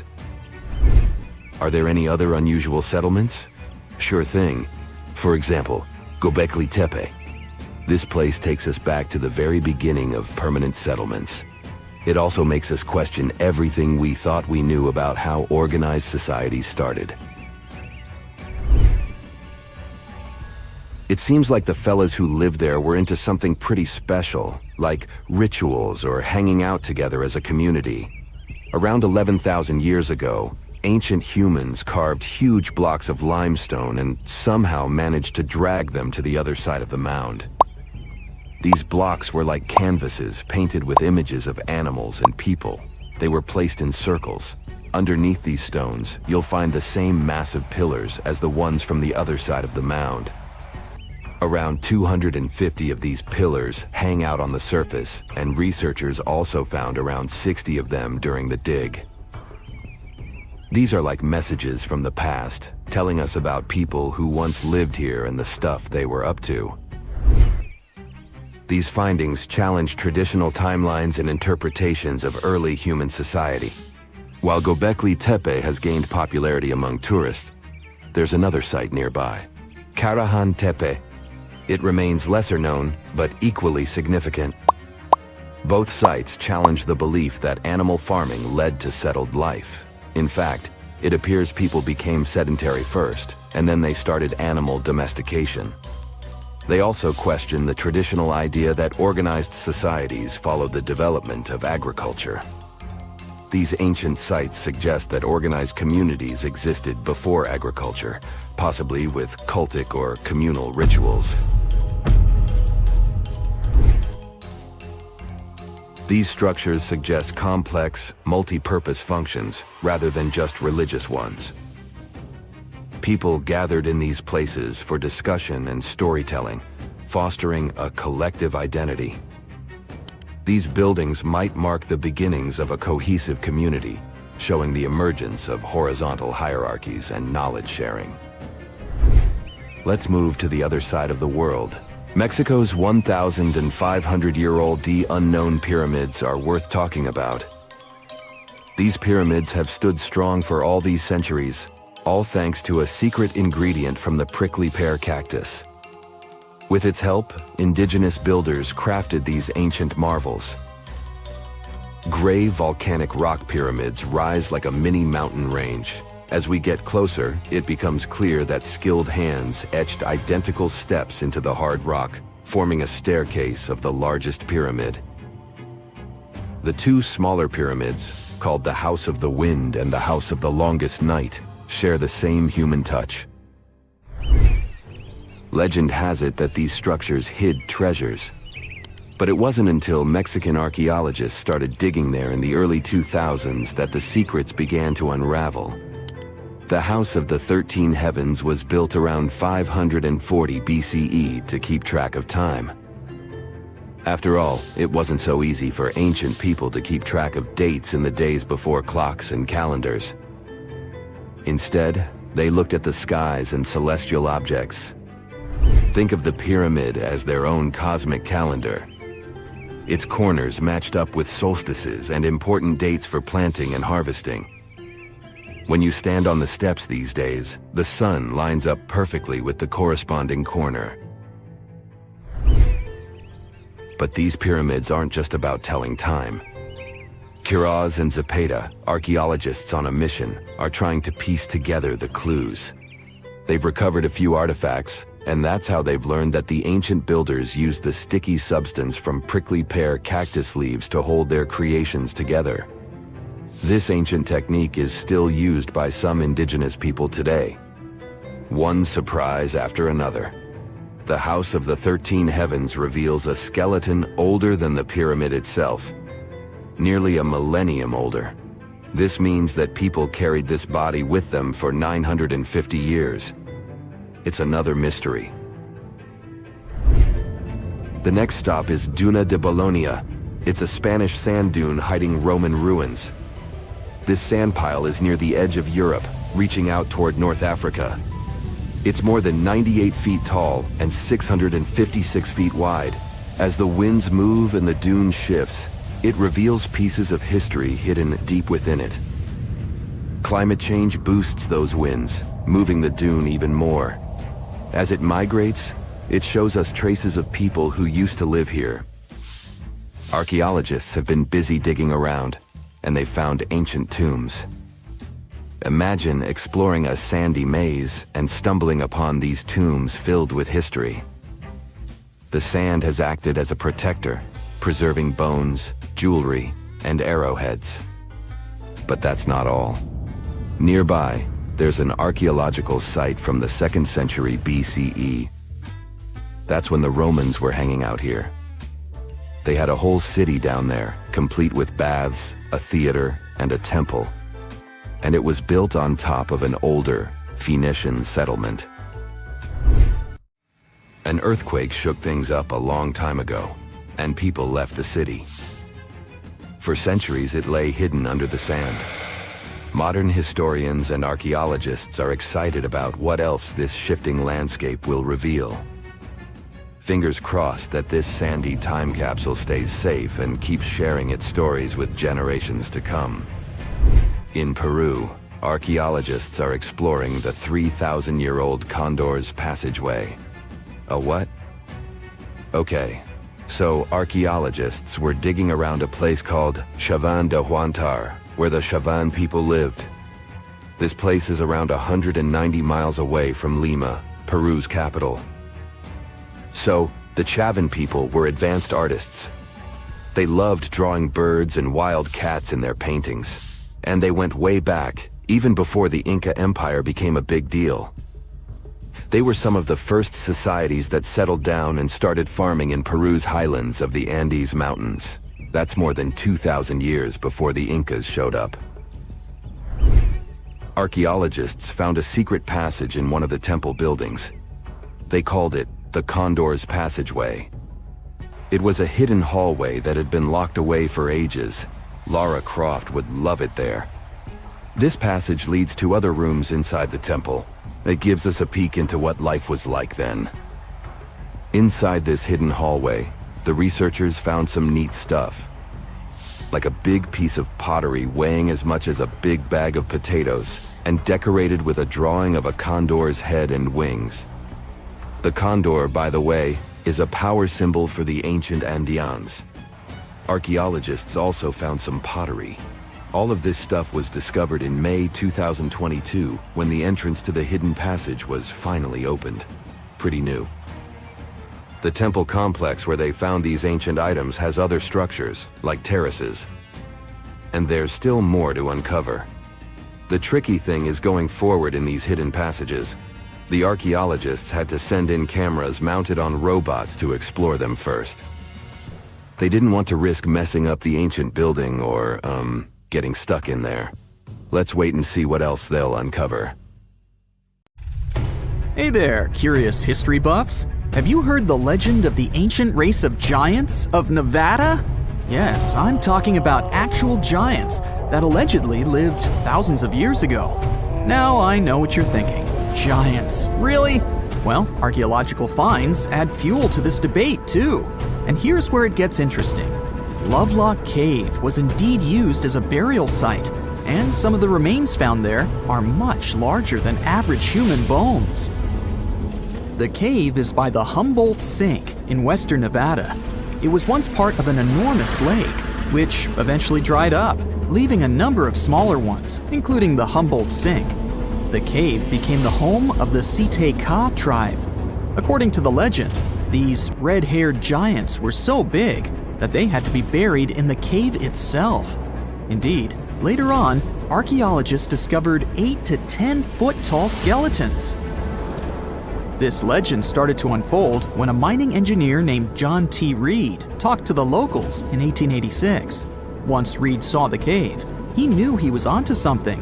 The news spread soon, but the cave was attracting another type of attention too. The deposits of a fertilizer known as guano were discovered inside the cave. So a mining company began excavating the precious resource in 1911 and soon shipped more than 250 tons of the fertilizer to San Francisco. Unfortunately, some of the human remains and artifacts were neglected and lost in the mining process. This led to an official excavation in 1912 and 1924. After the top layer of guano had been mined, strange objects started to surface. Around the area, the earliest evidence of human habitation dates back about 4,000 years. The Lovelock culture lasted for some 3,000 years, and they left us with 10,000 stunning artifacts. The pits in the cave were like a series of time capsules hidden at different depths. Archaeologists determined the age of each pit by its depth. It turns out that many different groups used the cave for storage over a really long time, and the things they stored there give us a really cool glimpse into their cultures. It's like a giant ancient storage unit full of hidden treasures. What have the researchers found besides the giant bones, you might ask? Some other bodies were mummified using a method similar to the one applied by ancient Egyptians. These remains also had something in common with the bodies discovered as far south as Lake Titicaca. Both mummies had some red hair. Yet, there are scientists who believe this reddish hue is the result of the interaction with the environment in which the bodies stayed. So, while the story of the red-haired giants may be a wild and intriguing tale, not everyone is convinced. Some experts believe that the bones found in Lovelock Cave are simply the remains of prehistoric animals, like mammoths or sloths.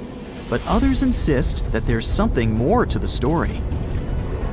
Other relics, such as finely crafted baskets and exquisite duck decoys made from tule fibers, were also found there. In any case, this cave is worth the attention it gets. By the way, you can still visit this cave today and see the pits of different depths with your own eyes. But let me tell you one thing. It's in a hot, dry, and isolated place. Archaeologists have made another discovery that seems to be straight out of a legend. They think they found the palace of the one and only Odysseus, who was the legendary Greek king of Ithaca and the hero of Homer's epic poem. Move over, Indiana Jones. We've got some real-life adventure happening here from around 1300 BCE. Apparently, this is the only palace mentioned in Homer's epic poems that hasn't been found. The excavations have been made on the Ionian Islands, and the view from the ruins found on the island of Ithaca are exactly as described in the Odyssey, says the professor who led the excavation team. Known to the ancient Romans as Ulysses, the Greek hero took 10 years to return home to Ithaca after the fall of Troy. For many years, Homer's other epic, called the Iliad, which tells the story of the protracted siege of Troy by the Greeks, was regarded as a myth too. But then, in the 1870s, Troy was rediscovered in modern-day Turkey's Çanakkale city. So, if they found Troy, who's to say they couldn't find Odysseus's home? the researchers were following Homer's words as a roadmap. The excavation site has a building complex with 2 levels.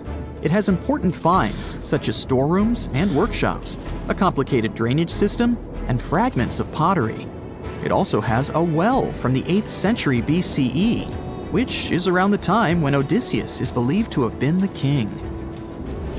Yet, not everyone is convinced that the team has actually discovered the home of Odysseus. A British researcher named Robert Biddlestone insists that Homer's description of ancient Ithaca isn't very similar to the island that now has its name, and that Odysseus's kingdom was actually on the Isle of Cephalonia. However, Italian archaeologist Adriano La Regina might have a more realistic approach to this debate. He says that whether this find has a connection to Ulysses or not, what's more important is the discovery of this royal palace. Once upon a time, in a land far away, the Klamath Indians spread a legend about the creation of Crater Lake. Okay, maybe this land is not that far away, and it still exists. You can find it in south-central Oregon, in the western United States. Anyway, the legend has it that this lake was formed in a vicious battle between 2 volcanoes, Mount Mazama and Mount Shasta. Then the spirits of Earth and the Sky, which are Lau, who ruled the below world, and Skell, the chief of the above world, joined the fight. It turned into a geological drama. During the battle, darkness veiled the land. The fight was over when Mount Mazama collapsed and sent Lau back into the underworld. Then the rain filled the pit and created a lake in the place where the mountain had once stood. Flash forward to our time. Scientists have discovered that Mount Mazama did erupt 7,700 years ago. Artifacts found in the area prove that the legend indeed contains some details about the explosion. The tale says that red-hot rocks were flying through the sky. This happened during the volcanic eruption that caused the mountain to collapse. This created the volcanic caldera, which later on got filled with water. What makes this legend came true story unusual is how long it has existed. According to researchers, these types of verbal stories lose their credibility within 600 to 700 years.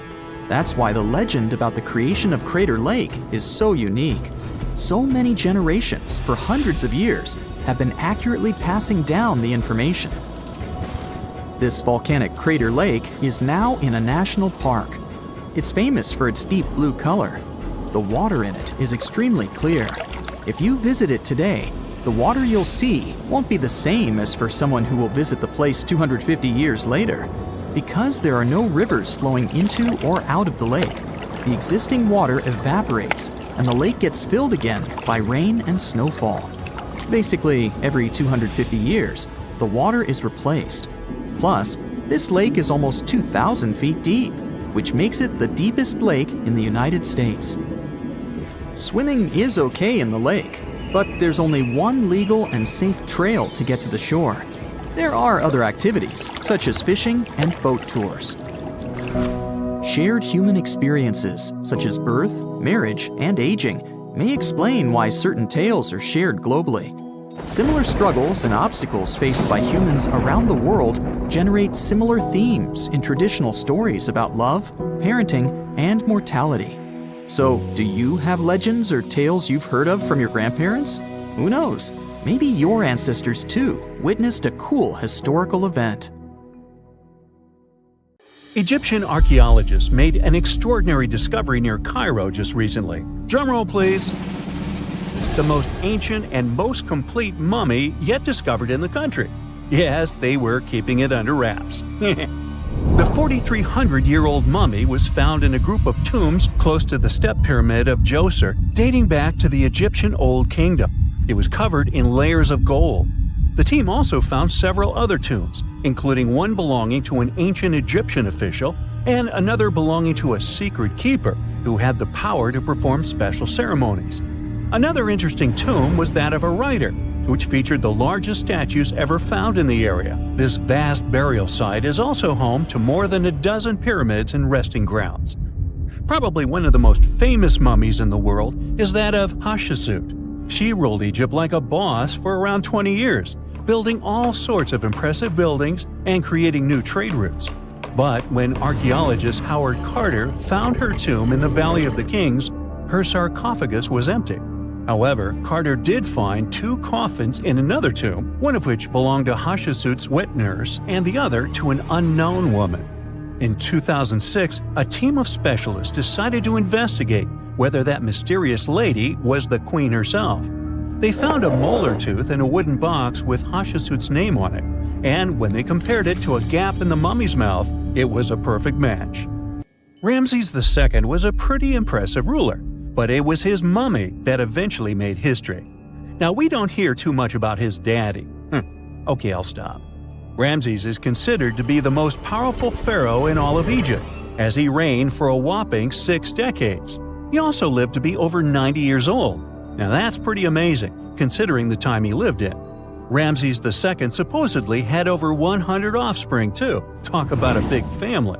When he passed away, his body was originally buried in the Valley of the Kings, but some sneaky guys tried to rob his tomb of all his treasures. Officials back in the day weren't having any of that though, so they moved his body to a secret location to keep it safe. Fast forward to the 1800s, and Ramses II's mummy was discovered along with a bunch of other rulers and important officials. But it wasn't in the best condition, so archaeologists flew it to Paris to get it, pampered. Problem was, he couldn't just be transported into another country. The only solution available was to give Ramses II his own passport. His occupation was listed as king, and the document even featured his photo. Most mummies aren't necessarily known for having the most hydrated skin. But that of an ancient woman, also known as Lady Di, proves otherwise. No, not that Lady Di. This wealthy lady from ancient times was discovered in an ornate tomb in 1971, and she looked fabulous, if we can say so about a mummy. Thanks to the special conditions in her tomb, like the moisture in the environment and the lack of oxygen, her body was almost perfectly preserved. Her skin was soft, her hair was on point, and she was still flexible. The museum that now proudly displays her mummy also shows a ton of fancy items that were buried with her, like dinnerware and musical instruments. Archaeologists investigated the mummy further and discovered that she passed away from a heart attack at around 50 years old. Even though it hasn't been around for over 2,000 years, Lady Di is still making history. The mummy of Otzi the Iceman was discovered in the Alps in 1991. Austrian authorities initially thought he was a modern mountaineer because he was so well preserved. Turns out, he was actually from the Copper Age. He was found in a mountain pass over 10,000 feet above sea level. Through studying his mummy, we've learned so much about life in Copper Age Europe.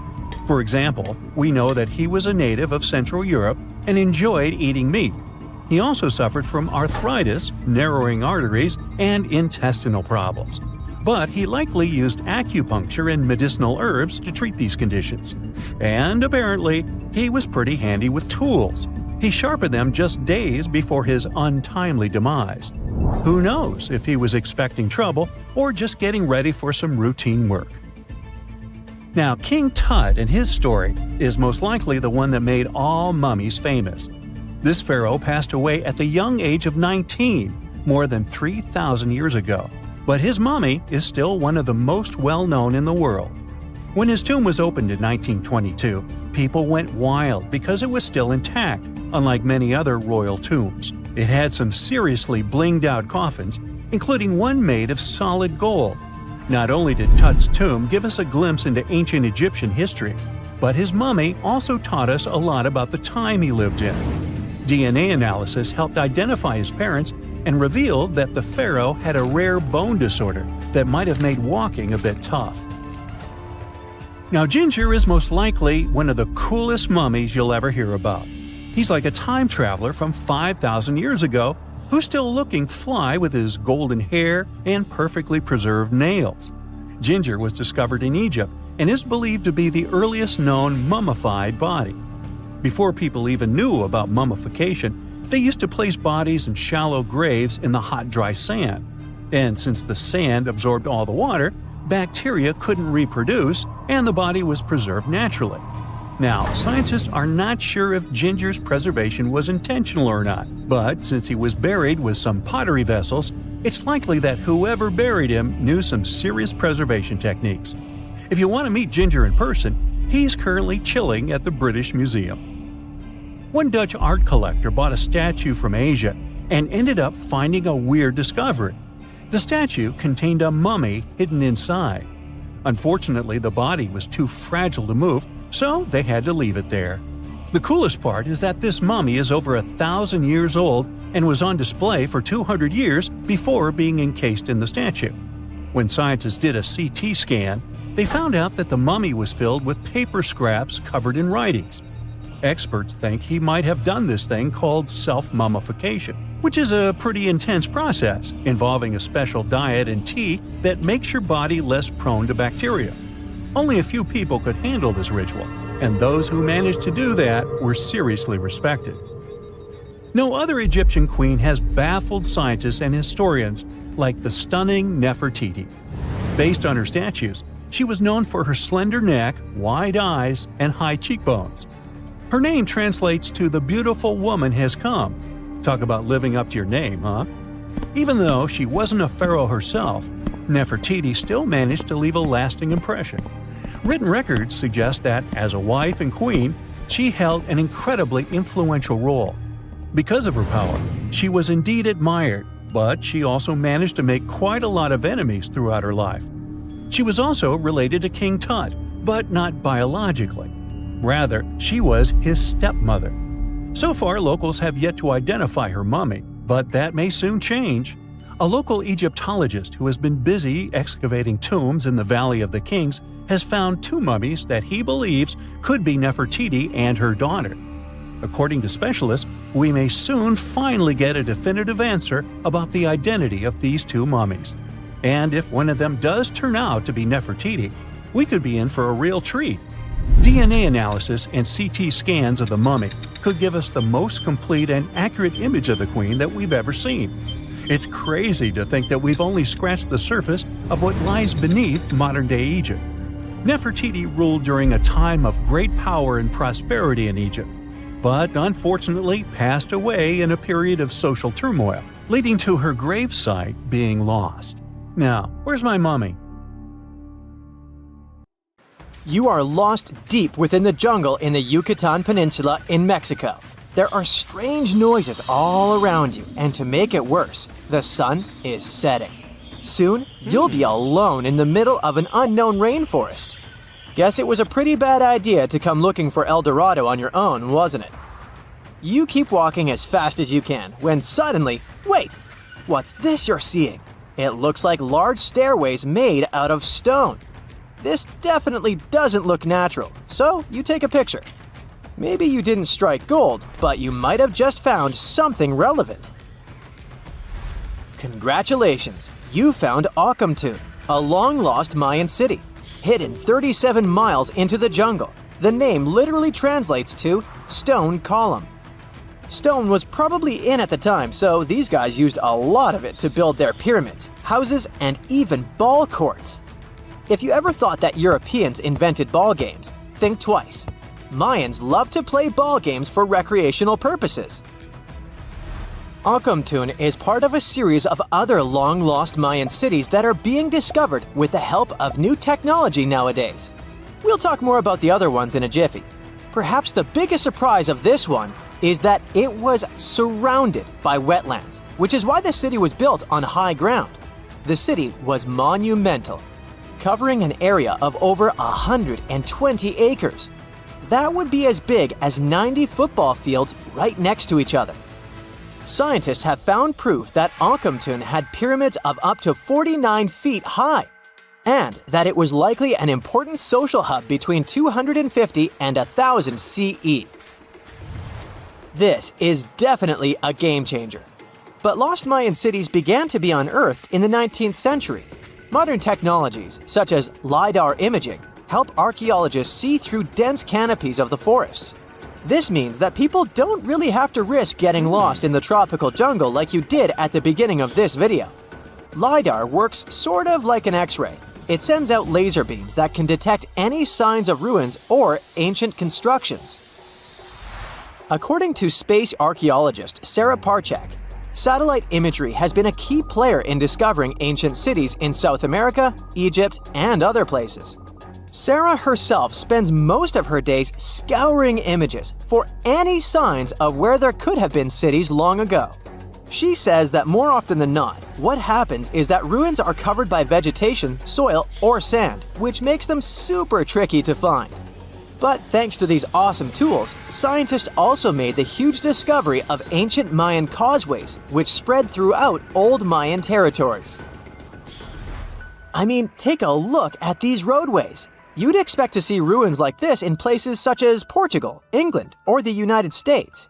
I'm talking about 130 feet wide roads painted white to help travelers journey through the nighttime. Scientists recently unearthed a 110-mile network of roads such as these, and they think this dates back to before the first registered Mayan highways we've known so far. These roadways, which sometimes ran over the swampy ground and were even elevated at times, are being called the world's first superhighways. Even if there is no registry of animal-powered vehicles, it's believed that the Maya used them to travel around a network of possible 964 settlements. They were built like a huge spiderweb, and from what archaeologists have gathered, this huge system of roads worked to connect a big system of economic and social interactions between Mayan cities. This completely debunks the traditional idea that the Mayan pre-classic period, which dates back to 2000 BCE, was made of small, tribal settlements. Imagine the manpower and engineering ability you need to muster to build something close to these white highways. Scientists believe that these causeways were built pretty much the same way as the Mayans built their pyramids, with a mixture of mud and quarry stone. Oh, and using several layers of limestone to make them white. That's pretty cool, right? But let's take a few steps back for a moment to get some context. The Mayans were one of the biggest pre-Columbian civilizations living in the Americas. Until now, experts believe that at its apex, the Mayan civilization consisted of over 40 cities with a population of millions of people. That's a lot of folks. Their civilization spanned Mexico's Yucatan Peninsula, Guatemala, and Belize. And they survived mainly on agriculture. The thing is, the Yucatan Peninsula was an extremely difficult place to grow crops. So the Mayans had to develop a complex irrigation system in most of their cities. They built a series of ceremonial buildings, pyramids, and plazas. The Mayans might have been keen pyramid builders, but they also developed an advanced astronomical system. With whatever ancient technology they had, they were able to predict the exact location of planets such as Venus and Mars, as well as the exact dates of eclipses. If you've ever seen examples of ancient Mayan cities, this is Tikal. Located at the heart of the Guatemalan jungle, Tikal is believed to have been the capital of the ancient Mayan conquest state. At its height, it was comparable in importance to cities such as London or New York in today's world. It's composed of a series of complex monuments. The North Acropolis is one of Tikal's most ancient complexes of monuments. Built solely by human hands around 350 BCE, it served as the resting place of kings and chiefs. Its monuments are up to 200 feet high. Back in the day, the step pyramid temples were painted a beautiful red. Mayans loved that color. Today, of course, you'll only see the limestone. Then there's Chichen Itza. It's got one of the best preserved pyramids on Earth to date. Located in Mexico's Yucatan state, this Mayan city is well over 1,500 years old. At its peak, it was home to 35,000 people. The site covers 4 square miles of land. The highlight is El Castillo, a tremendous step-like temple standing 80 feet above ground. Its most peculiar feature is that it has 91 steps up each of its 4 sides, including the upper platform, which makes for 365 steps, the same number of days as the solar year. You can see that these folks were a pretty big deal, huh? That's why nobody can really understand what happened to them. There's a big lack of evidence on the decline of this almighty empire. What could have been the cause of their demise? Was it a drought? New research in 2017 did bring some new discoveries into the mix. Using data from a site at Cambay, located at southwest of Tikal, scientists analyzed radiocarbon data from ceramics and archaeological excavations to extract new information about the unexpected demise of this great civilization. The information shows that instead of a sudden collapse, the Mayans most likely fell in waves of social instability and political crises. These events are believed to have deteriorated Mayan city centers and began causing the dispersion of the Mayan population. It's hard to pinpoint the exact causes, though. But hey, recent discoveries are shedding a big light on humanity's past. Not only about the Mayan Empire, but about other long-lost civilizations of South America. A major recent discovery in Brazil was done using satellite imaging technology and is also shocking scientists.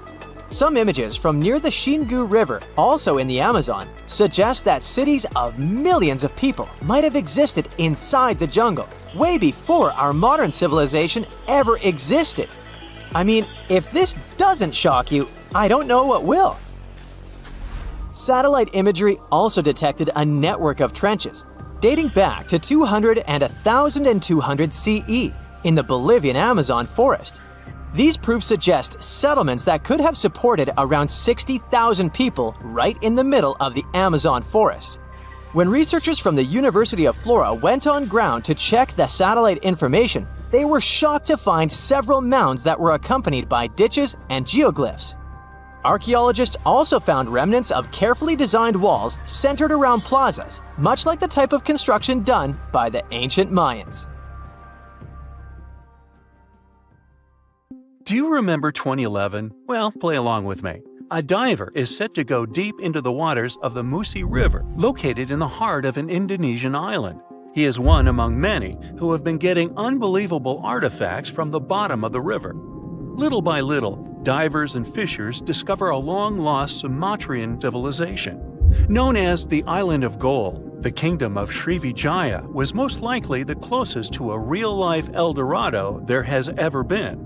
However, it disappeared late in the 13th century, and until recently, researchers didn't even know the exact location of the kingdom. Picture a civilization built on a river, a true water world, according to the archaeologists that have been studying Srivijaya. Houses, markets, and places of worship were built on wooden piles above the level of the water. Citizens moved around like modern-day Venetians in simple boats. Srivijaya was known to be a rich and important kingdom. It existed from the 7th to the 11th century CE. It was part of the Silk Road, and anyone traveling from east to west had to pass through the city. Their kings were smart and gained control of the Malacca Strait, which allowed the town to have total control over trading routes in the region. If anything, they sure were honoring the town's name. Srivijaya translates from Sanskrit into prosperous victor, or simply glorious. The kingdom was an important commercial outpost of ancient times. It was strategically located among the most influential commercial routes of the ancient world, which means its citizens became extremely rich. Ancient wealthy societies used to overly display their gold and precious metals. They would often use these metals as offerings to their deities, or they would use them to forge large statues and to make jewelry for kings and queens and decorations for their palaces. Srivijaya wasn't different. Local Indonesian divers who have been exploring the half-mile of the Musi River near the city of Palembang have found some evidence. So far, they've discovered a life-size statue of Buddha, jewelry studded with precious gems, temple bells, mirrors, golden jugs, and other items. No official archaeological excavations have been done in the area, so these artifacts are the first items of the Srivijayan Empire ever found. Sean Kinsley, a British maritime archaeologist who has reported on these discoveries, says he is truly surprised. For long, people have been speculating about the true wealth of Srivijaya, and it seems that the rumors have been confirmed. We're starting from ground zero, he says. We don't know what clothes the people of Srivijaya wore, what their tastes were, what kinds of ceramics they like to eat off. Even though this discovery has brought excitement to the scientific community, there is a downside. Divers and fishers sell the retrieved artifacts at the International Antiquities Market before archaeologists can take a look at them. Researchers could try to buy some items, but they're sold for millions of dollars worldwide. Most of the information we know about this El Dorado of the East was learned from merchant accounts of the city. These descriptions say Srivijaya was a kingdom of human-eating snakes and multilingual parrots. That's weird. Some say its active volcanoes gave the town an eerie and enigmatic sight, and all stories emphasize the amount of gold available there. Travel reports were a common way to describe cities in ancient times. In case you didn't know, this is how the legend of El Dorado originally began. As European explorers began their excavations in South American lands back in the 1500s, the word got out that an Amazonian civilization used to paint their leader in gold as an offering to higher powers. The legend of El Hombre Dorado, also known as the Golden Man, began to quickly spread around Europe. It turned out that it was only a ceremonial piece of pre-Columbian civilization. It had nothing to do with the land of infinite gold. Now, no one knows what brought about the decline of the Srivijaya Empire. Some speculate that its active volcanoes could have swallowed it, or maybe wooden houses built above the river eventually sank. Maybe if divers keep retrieving lost items from the bottom of the river, archaeologists will be able to figure out what happened to the city. It seems to be quite common in the history of the world. Some ancient civilizations disappeared without a trace, as happened with the Mayan civilization, for example. The Mayans managed to build one of the biggest empires in pre-Columbian America. It was believed to be home to over 2 million people, and it thrived for over 6 centuries. Its sudden demise is something that bothers archaeologists and scientists alike. The Mayans began to settle in South America as early as 1500 BCE. Their civilization spanned Mexico's Yucatan Peninsula, Guatemala, and Belize. They are believed to have built around 40 cities at the height of their empire. They also developed a complex hieroglyph system that has been studied since it was discovered by modern scientists. The Mayans were keen engineers, astronomers, and farmers. They were post-nomadic people that settled in vast areas of farmland where they could grow corn and other types of vegetables.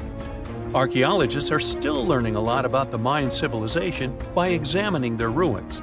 The city of Chichen Itza, located in the Yucatan Peninsula, is one of the most important Mayan sites unearthed today.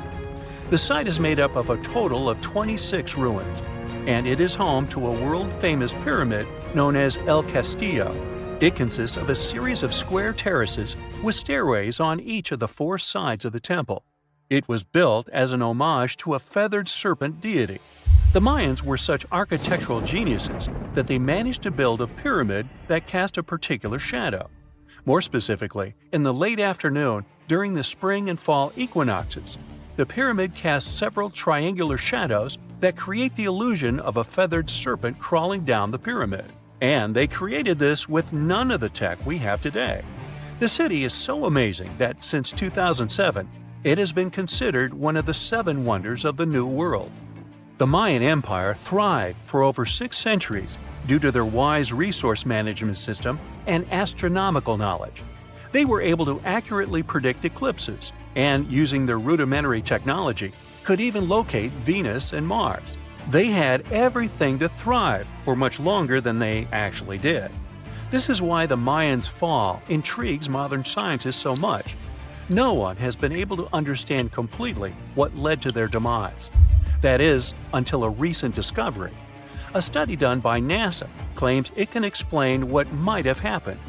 Scientists have uncovered a sample of pollen trapped for over 1,200 years in ancient layers of lake sediment, which dates back to the time just before the collapse of the civilization. The analysis has revealed something completely new about the Mayans. Instead of the suspected claims that the Mayans disappeared due to terrible disease or some extended conflict in the region, it could have happened due to deforestation.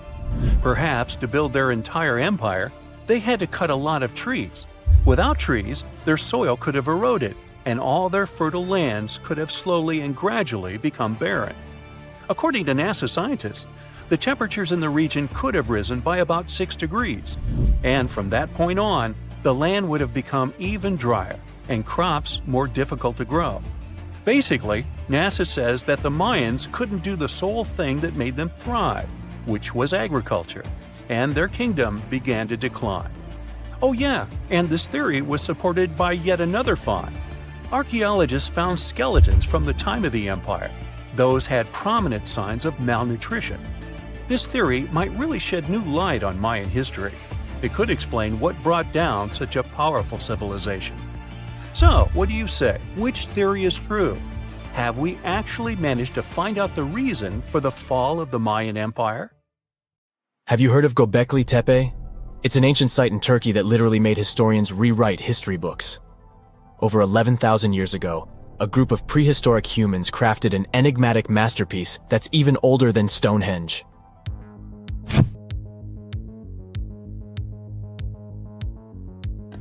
Before its discovery, archaeologists believed that people didn't know about iron and weren't good at making pottery. They were sure that settled life only emerged with the need for agriculture. But Göbekli Tepe changed this belief.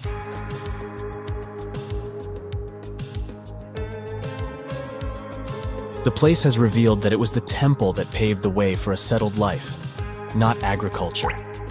Until this discovery, researchers believed that farming was the catalyst for sedentary living. Meet Professor Schmidt, the guy whose findings changed this theory.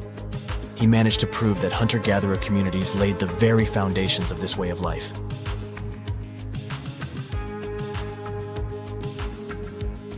Back in the 1960s, other archaeologists visited the area, but they totally missed the mark.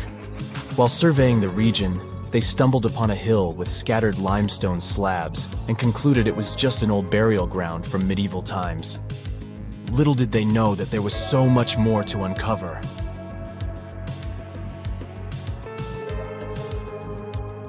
In 1994, Schmidt embarked on his own survey of prehistoric sites in the area. Surprise! He instantly realized he had discovered something truly extraordinary.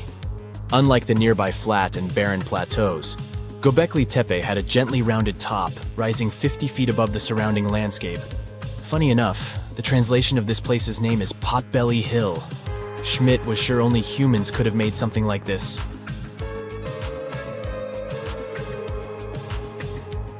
Those broken limestone pieces that were mistaken for gravestones turned out to be way more exciting. It was like stumbling upon a hidden treasure. The pieces took on a whole new meaning, and Schmidt with his team was about to dive into the secrets waiting beneath the surface. To their surprise, they found no traces of a settlement. No hearths for cooking, no houses, and none of those adorable clay figurines commonly found in nearby sites of similar age. However, they uncovered that those ancient people used tools like stone hammers.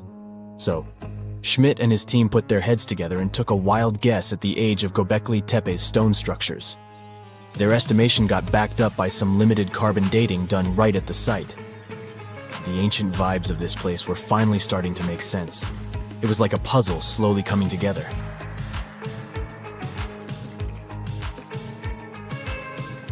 You may think that back then, people didn't have special tools to create something as cool as Göbekli Tepe. Not true. Turns out, these prehistoric folks used flint tools instead of fancy metal chisels. They were also skilled at chipping away softer limestone and crafting pillars right on the spot. Afterward, they carried the pillars a short distance to the summit and placed them upright. Once the stone rings were complete, they covered them with layers of dirt. Over time, they added new rings, and voila! You've got a cool hill to impress people in the future.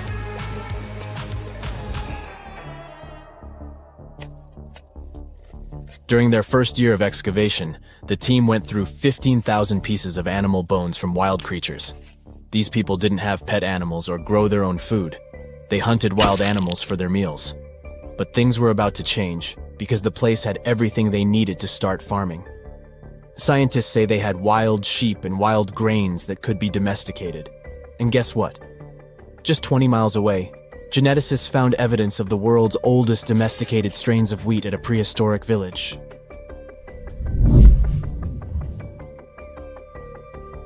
These amazing findings have completely changed how we view civilization. In the past, experts believed that people needed to learn how to farm and settle in one place before they could build temples and develop complex societies. But guess what? Schmidt's research flips that idea on its head.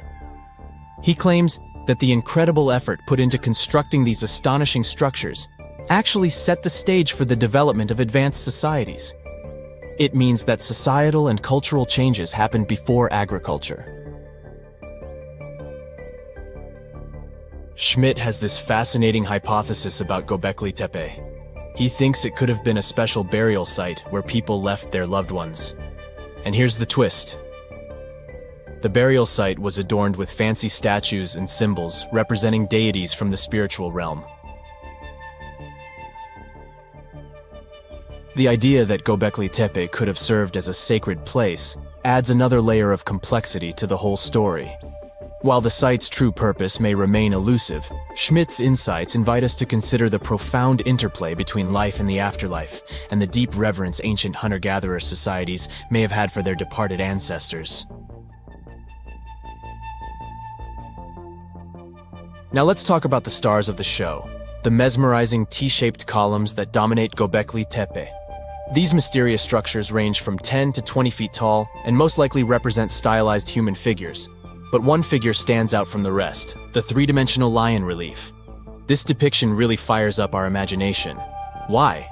Because it hints at the possibility that lions roamed Anatolia during the Neolithic period.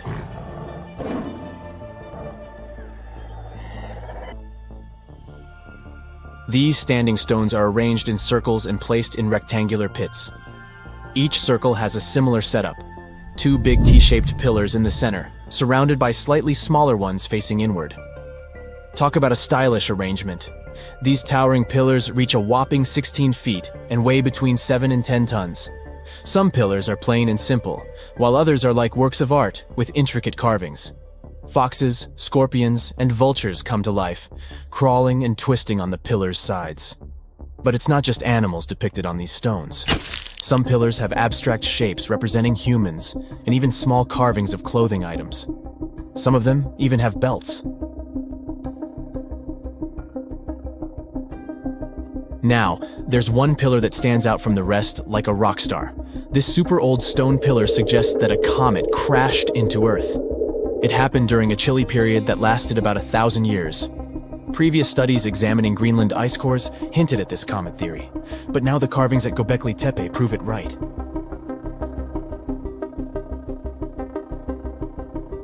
The carvings on the pillars are like a historical comic strip. They even show a headless human figure. Researchers fed the images into a computer and discovered their connections to constellations, indicating that this temple might have been an ancient observatory. It's like our ancestors were trying to document this cataclysmic event in their own unique way. Archaeologists have been excavating and researching Göbekli Tepe since the mid-1990s, peeling back layers of history and providing us with a deeper understanding of the intricate relationship between various elements. They have no plans to stop the whole process for another 150 years. Who knows what else they'll find? You see, Göbekli Tepe has been labeled purely as a ritual site with no signs of domestic activities. We were led to believe that the absence of water meant it couldn't support semi-sedentary communities. But scientists believe it's time to shake things up and approach Göbekli Tepe with fresh eyes. It's time to question what we believed before and use new evidence and different ways of thinking. Like, there might have been a group of people living in the area who didn't stay in one place all the time. They moved around a bit but still had their own civilization, living in the area semi-sedentarily. Göbekli Tepe is not just home to a single temple, but an astounding collection of over 20 ancient structures. As archaeologists delve into the depths of this wonder, they are unraveling its unique layout, featuring two prominent focal points at the heart of each establishment, complemented by smaller structures and dividing walls. What's even crazier is that in this area, there are over 200 obelisks, which are narrow tapering monuments. When you hear the word mummy, you might get a chill down your spine. That's because most of us associate this word with those creepy characters we've seen in some scary movies.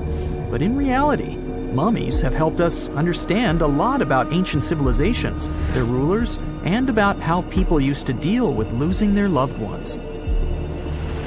The people most famous worldwide for their mummies are the ancient Egyptians. They believed that some sort of existence after passing away was possible, if certain conditions were met. That's why they insisted on preserving the human body through the process of mummification and placing the mummy in a furnished tomb, kind of like giving it a fully functioning apartment of its own. Why did they believe in this? Well, because they were deeply connected to their natural environment for the most part. They saw the natural cycles around them, like how the sun rose every day, followed by the moon, or how new life was always sprouting from plants, even after they had wilted away. They also believed that the powerful spirit Osiris, who represented the cycle of passing away and resurrection, played a role in this process. To prepare for the afterlife, the ancient Egyptians followed certain rituals, like mummification, which involved using materials like honey, resins, and incense to preserve the body. There's no other mummy more popular than that of King Tut. He was a young pharaoh who ruled over 3,000 years ago in Egypt. The problem with discovering ancient royal tombs is that most of such burial sites were previously robbed. People knew ancient rulers had been left with many valuable belongings, so those locations became vulnerable to thieves. When King Tut's tomb was opened in 1922, people were excited because it had not been robbed, like many other previously discovered royal tombs. That's how well hidden it was. Inside, his mummy was encapsulated in a total of 3 coffins, including one made of gold. The objects found in his tomb showed us what ancient Egypt was like, and studying his mummy also helped us learn about the culture and practices popular at the time when he passed away. We also learned about his family by looking at his DNA. Scientists were able to discover that he had had a disease called malaria and a problem with his foot that might have made it hard for him to walk. Ramses II was another pharaoh in Egypt who ruled for 68 years, which was quite a lot back in the day. He was known for his expansion campaigns and building projects. Many objects from his time as a ruler still exist today, including a large statue of him. Ramses II was about 6 feet tall and lived to be about 90 years old. After looking at his mummy, scientists concluded that he may have had a medical condition that affected his spine. Now, remember those thieves I mentioned before? They are probably the reason why Ramses II ended up in a plain coffin in a secret collection of royal mummies at Deir al-Bahari, which was rediscovered in 1881. Thankfully, archaeologists were able to identify him because his journeys had been recorded on his wrappings. The process was really tedious too. In fact, in ancient Egypt, the mummification process could take a staggering 70 days to complete. A special person would say a very specific speech while delicately handling the body and drying it out using a type of salt called natron. They also used linen and resin to make the body look more lifelike and to wrap it in cloth. The tomb was equally as important for ancient Egyptians. The walls of King Tut's tomb, for example, were adorned with intricate artwork that depicted his journey to the afterlife, from his burial procession to his passage through the underworld. The ancient Egyptians believed that everyone made this journey after passing away, and they filled their tombs with items and paintings to help the person in their spiritual travels. Additionally, the walls of the tomb were decorated with spells from a special book, which contained a collection of poems that the Egyptians believed would help people reach the afterlife. And speaking of how important this journey was, people also placed food in these ancient tombs. In King Tut's tomb, archaeologists discovered 36 jars of vintage beverages and 8 baskets of fruit, which were believed to be left there to help him in his journey to the afterlife. The Egyptians believed that traveling to the afterlife took a really long time, so they left a lot of supplies, such as food and water, to sustain their loved ones. Pharaohs also generally had numerous luxurious garments and beautiful jewelry in their tombs to ensure that they would have a fashionable journey. These items included various types of linen clothing, such as tunics, scarves, gloves, and headdresses, as well as a lot of gold jewelry with precious stones, like bracelets, buckles, pendants, necklaces, rings, and even precious depictions of insects for protection. Some were also deposited with fans made from ivory and ostrich feathers to keep them cool in the afterlife. Some ancient rulers were even placed in their forever apartments along with boats. For example, Pharaoh Khufu built the Great Pyramid at Giza as his tomb, and a large ship was found inside. King Tut, however, was buried with multiple boat paddles, but no actual boat. Instead, he had 3 chariots and numerous walking sticks made of precious materials, perhaps indicating he'd rather travel to the beyond by land, not by water. Amongst the most interesting objects found near ancient mummies are bottles of oils and perfumes. If rulers were supposed to be fashionable, why not smell nice too, right?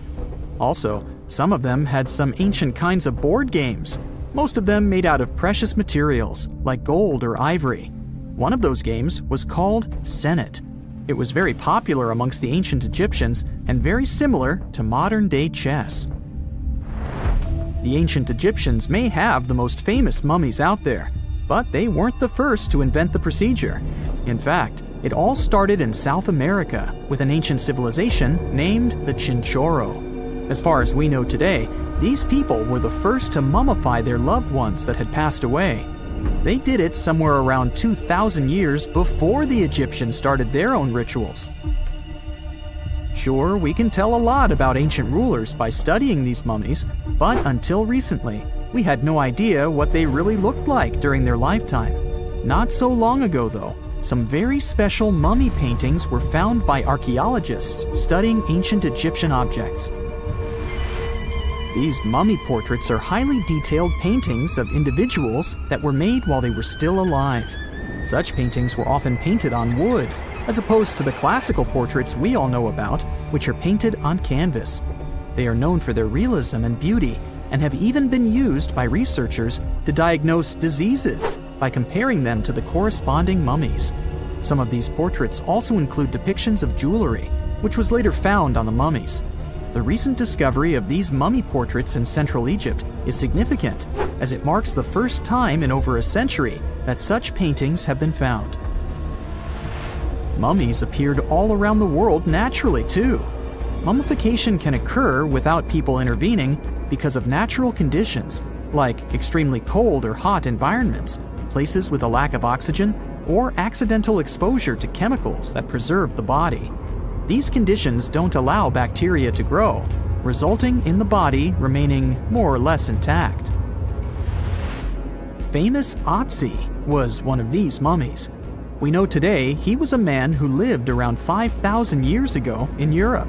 But upon his discovery in the Alps in 1991, Austrian authorities initially believed that he was a modern mountaineer because of how well preserved the body was. However, after the Iceman was removed from the glacier, it was determined that he was actually from the Copper Age. It's the first day of your long-awaited trip to the Amazon forest. You flew all the way to South America. More specifically, you landed in the city of Manaus. It's the heart of the Brazilian Amazon. So far, you've traveled by air, car, and now water. You are on a tiny boat, moving through the dark waters of the Amazon River. Yes, the river is also called the Amazon. And just FYI, it's the second longest river in the world. It loses only to the Nile River in Egypt. The Amazon sprawls for an impressive 2,700 square miles, beginning in Peru and ending only when it meets the Atlantic Ocean off the coast of Brazil. To get a closer look at the forest, you decide to start by exploring it by boat. First up, you watch some piranha fishing. You can even try to catch one yourself if you like. As you may know, piranhas are carnivorous fish that inhabit the Amazon River, so it might not be your best option to go swimming in these waters. One of the most emblematic species of alligators present in the Amazon River basin is the broad-snouted caiman. It looks pretty much like a regular alligator, except for the fact that it has a yellow chin. Your guide leaves the boat and searches the water to show you a caiman up close. He also tells you of another legendary creature that lives in the dark waters of the river, the pink dolphin. Lucky you get to witness a family of pink dolphins showing their fins near your boat. They look magical from the place where you're sitting. You've probably never known dolphins can be pink, huh?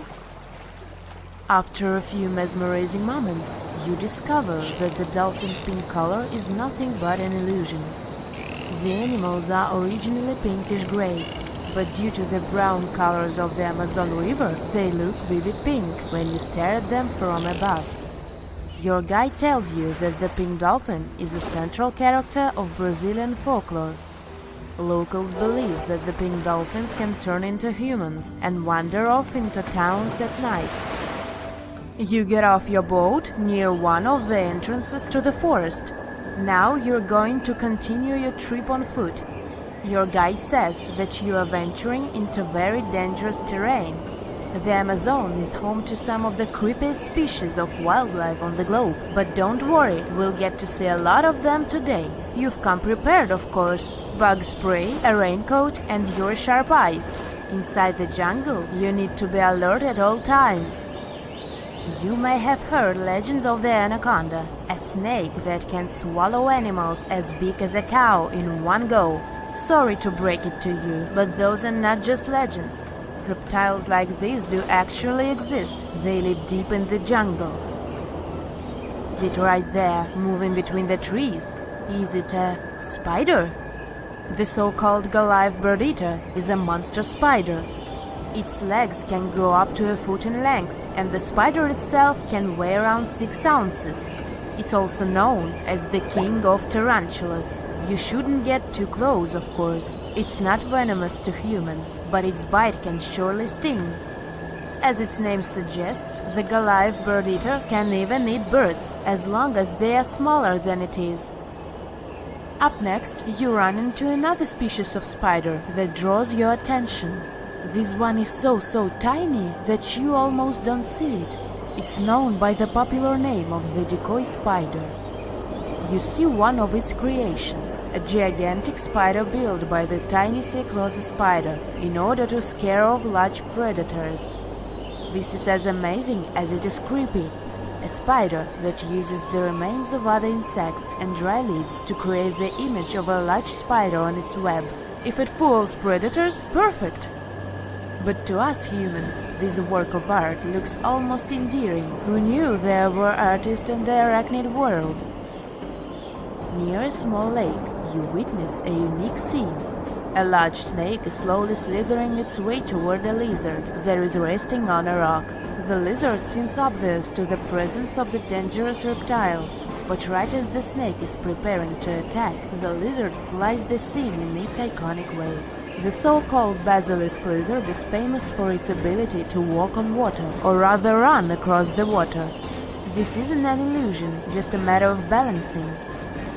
The small lizard moves its legs on top of the water very fast, while its long tail serves as a counterweight. I wish I could do that. If you've ever wondered what a frog looks like on the inside, you've come to the right place. Right in front of your eyes, there is a rare local species of frog. It's known as the glass frog. This species of amphibian has a type of transparent skin that is completely see-through.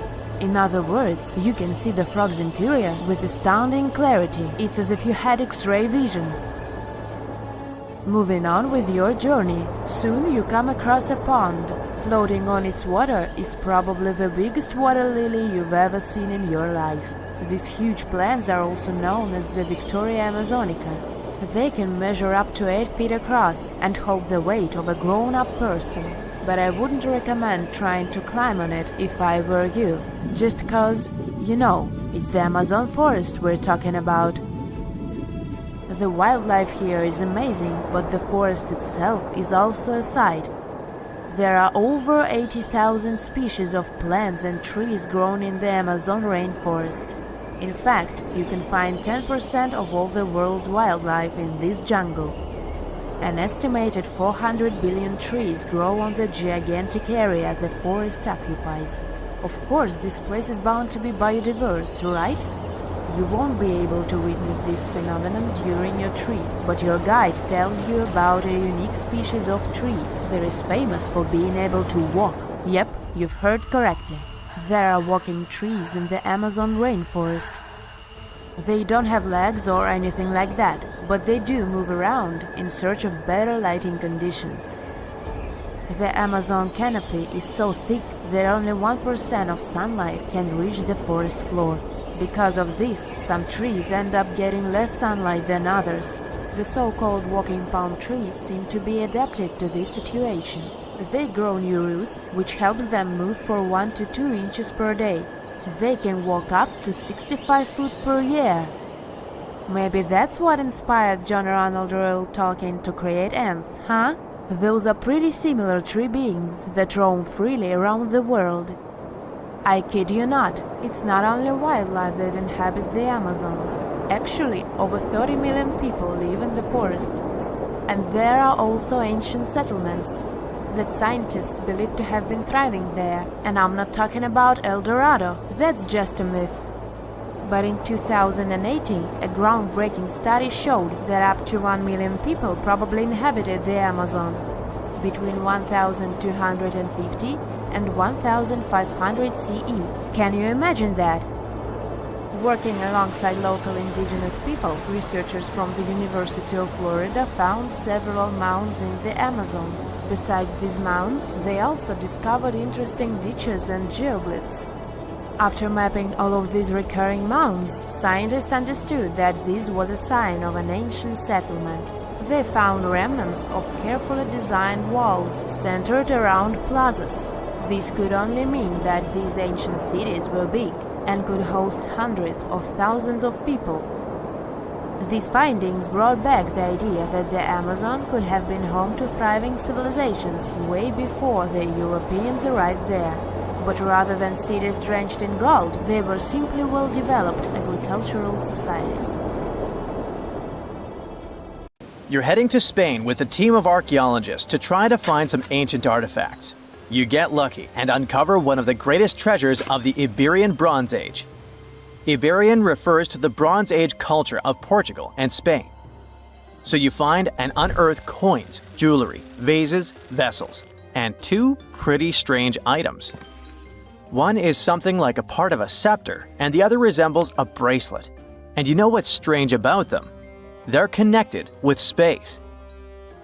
In 1963, several miles away from the city of Villena, Spain, scientists discovered the treasure of Villena, one of the most significant gold hoards from the Bronze Age. Interestingly, are there bronze treasures from the Golden Age? Never mind. All the gold found dates back to sometime between 1500 and 1200 BCE, except for that scepter and bracelet. They were made by inhabitants of another planet, so their production date is unknown. Okay, that's a joke. However, a small part of this joke is true. When scientists studied the found gold, they discovered that those 2 items were made of iron. So what, you might think? Well, the catch is that in the Bronze Age, people didn't mine or manufacture iron. Work with this metal began around 850 BCE, about 400 to 700 years after the creation of the treasure of Villena. How is this possible? A clue to this mystery can be found in ancient Egypt. In the tomb of Pharaoh Tutankhamun, an iron dagger was found, which was also made of similar iron. But this dagger was much more valuable than all the others. And that's because it was made from a space object, a meteorite. Yeah, that bracelet and scepter were also made of meteoritic iron. Its difference from Earth metal is that cosmic iron has a high nickel content, so it all makes sense. People from the Bronze Age couldn't mine iron from the deep bowels of our planet, but nothing prevented them from collecting iron falling from the sky. Just imagine how cool it is to have jewelry or a dagger made of material that has traveled millions of years through the vast expanses of space. Perhaps it even contains particles of an ancient extinct star. Today, These two artifacts from the treasure of Vienna are the oldest recorded items in the Iberian Peninsula made of meteoritic iron. Now, with everything in its place, you can turn your attention to all the wealth of the treasure of Vienna. It contains 66 items: bowls, bracelets, bottles, gold jewelry, 3 silver bottles, and an amber gold button. 22 pounds of ancient gold. People hid it, and only after 3,000 years we were able to discover it.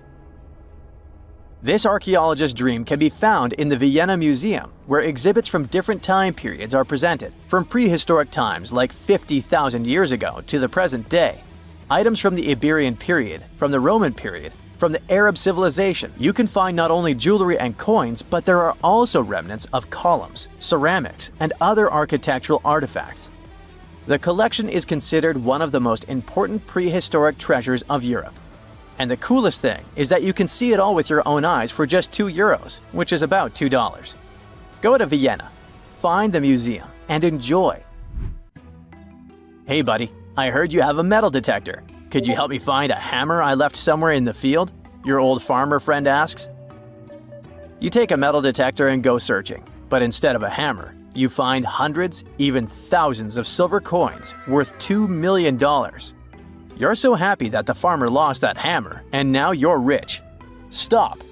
Considering that this land belongs to the farmer, would you tell him about the find or take it with you? In reality, neither of these options happened. In 1992, Eric Laws was helping a farmer search for a lost hammer in a field near Hoxne, Suffolk, England. The metal detector stumbled upon a hidden treasure, a huge one. There were silver spoons, gold jewelry, more than 500 gold coins, and about 14,000 silver ones. Eric Laws accidentally discovered the largest collection of gold and silver from the late Roman period in Britain. Unfortunately, or perhaps fortunately, he and the farmer didn't receive the treasure. It's now in the British Museum. Let's move away from the farmer's field to somewhere on the Mediterranean coast. Imagine you're a scuba diver. There was a strong storm yesterday, but now with the water calm, you dive in and discover the seabed covered with gold dinars. This story happened in 2015. The coins which the storm brought to the shore might have been minted even before the First Crusade that started in 1096. This collection is one of the most impressive archaeological finds in the world. All these treasures surely can make the heads of those who find them spin, but they end up in a museum. And that's a good thing, because such wealth can drive a person crazy. A metal detector and a diving suit helped people discover ancient treasures. What's next? How about a dog? Yes, it could be perhaps a great replacement for a metal detector, by the way. So in 2013, 2 people were walking their dog in Northern California on their property. Suddenly, they discovered a rusty can filled with coins minted from 1847 to 1894. There were about 1,500 coins, and they all were gold. Another chance for a carefree rich future? Not this time. The find caused a lot of controversy among specialists. There was one version, according to which these coins could have been stolen from the US Mint. But later, the US Mint debunked this suggestion as they'd never had this gold in their storage. Anyway, it's interesting what the point was in hiding it all in someone else's yard. Some thief risked their freedom and life to get rich. When they succeeded, they just hid the coins as if they never existed. What a strange deal. Coins, jewelry, meteorite items, it's all cool. But let's end our video with something grand and epic. Archaeologists were conducting research near the Mediterranean coast of Egypt and discovered a treasure trove inside a sunken temple and sanctuary. Despite the waves, earthquakes, and seawater, the massive find was preserved in a not bad condition. The temple was built a very long time ago and collapsed in the middle of the 2nd century BCE. It was an important structure in ancient Egypt. People considered this place holy. Pharaohs came to the temple to seek help from the higher powers of Egyptian mythology to obtain titles for their rule. Titles of kings of the universe. For many people, this place was like the center of the universe, and now it lies forgotten on the seabed, almost ruined. Time spares nothing. Researchers found out the temple had been part of an ancient port city. A long time ago, an earthquake occurred in this area and destroyed the city. tidal waves softened the ground and dragged the town into the Mediterranean Sea. While studying the temple, scientists found many secret treasures there: silver ceremonial instruments, gold jewelry, and alabaster vessels. In past times, people used them to store perfumes or greasy ointments called unguents. Perhaps in ancient Egypt, they weren't bad in the field of cosmetology. Near the temple, archaeologists discovered a Greek sanctuary. Apparently, the Greeks living in Egypt or coming here on business wanted to pay tribute to Aphrodite, so they created a small building in her honor. In that place, archaeologists found bronze and ceramic artifacts from different cultures. Scientists found out that the Greeks had permission to trade in the Egyptian city and even be its residents. It seems pharaohs living around 600 BCE were favorable to the Greeks. The profession of an archaeologist is very exciting. But what would you do if you found some ancient treasure? Before answering this question, find out what law applies to such finds in your country. There are countless doors all over the world that haven't been opened for decades, and even centuries. The question is why? It seems that nowadays you can open any door you want.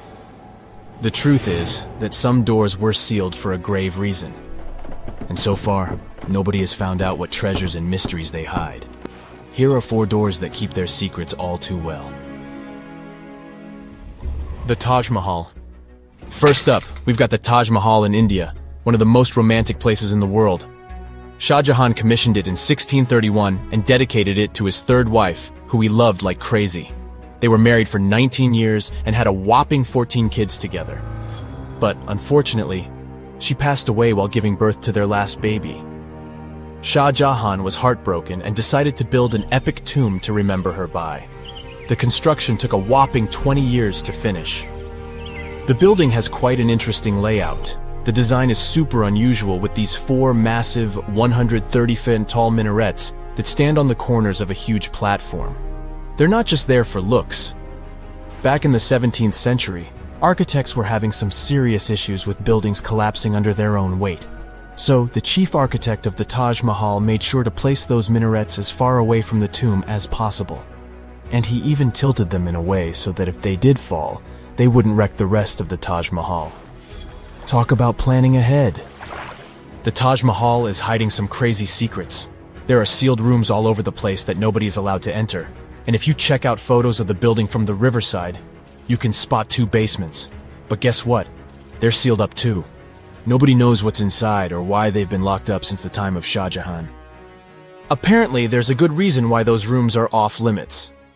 Some researchers think that they were built using marble, which turns into a different substance called calcium carbonate if it's exposed to carbon dioxide. And when that happens, little bits of marble start chipping off like crazy. To make matters worse, there's no air flowing into these rooms. That means that if too much CO2 builds up in the basement, the 4 minarets could collapse. But wait, there's more. Some people think that the body of Shah Jahan's wife can be found in one of these sealed-up rooms in pristine condition. Why not? Who knows what the mysterious rooms might keep? The Great Sphinx of Giza. The Great Sphinx of Giza is shrouded in mystery. It's not just the largest monolith statue in the world, but it's also a hybrid creature with a woman's head and a lion's body that originates from Egyptian and Greek mythology. It's also very ancient. It's estimated to be around 4,500 years old. The construction of this marvel took about 3 years and required 100 workers who were not slaves and were treated with delicacies like sheep and goat meat. It is also thought that it used to be much more massive than it is now. Archaeologists found huge stone blocks and abandoned toolkits near the site. However, the real secrets of the Sphinx lie underground, near its paws. A group of scientists used a seismograph to detect 2 hidden chambers beneath the Sphinx's paws. Some people think that these rooms might be the legendary Hall of Records, which holds ancient scrolls revealing the secrets of the universe. I mean, that's way cooler than any library I've ever been to.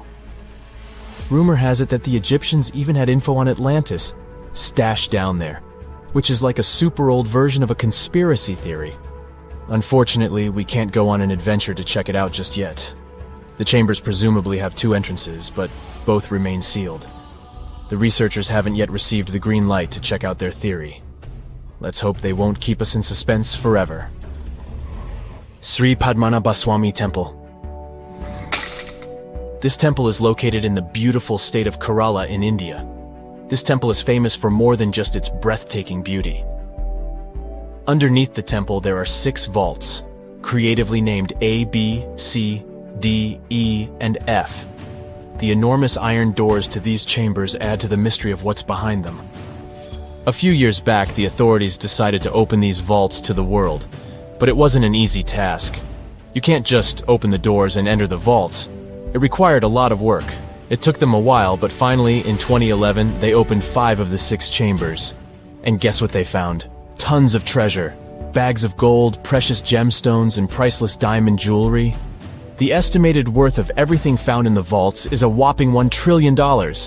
It's like the temple was the real-life inspiration for Aladdin's Cave of Wonders. But wait, I said 5 of the 6. What happened to the last one? Vault B has remained closed, but not for lack of trying. They simply didn't manage to open it. There is even a belief that it's fatally cursed. Legend says that only a saint or sage can break the curse by chanting a specific mantra. But no one has been able to do this yet, presumably because we don't have saints or sages at our disposal. There is also rumor that in the 30s some temple invaders tried to enter Vault B to do some good old looting. But they never reached their target. Apparently terrible snakes materialized out of nowhere and chased the gang away. But of course, this is just an urban legend, and there is not proof of that. However, it is said that the Auditor General dealing with the temple claimed that Vault B had been opened at least 7 times since 1990, and nothing bad happened to anyone who entered. Who knows? Maybe we should send Indiana Jones to check it out. The First Emperor's Tomb. Deep under a hill, completely undisturbed and surrounded by dangerous traps, lies an ancient 2,000-year-old tomb.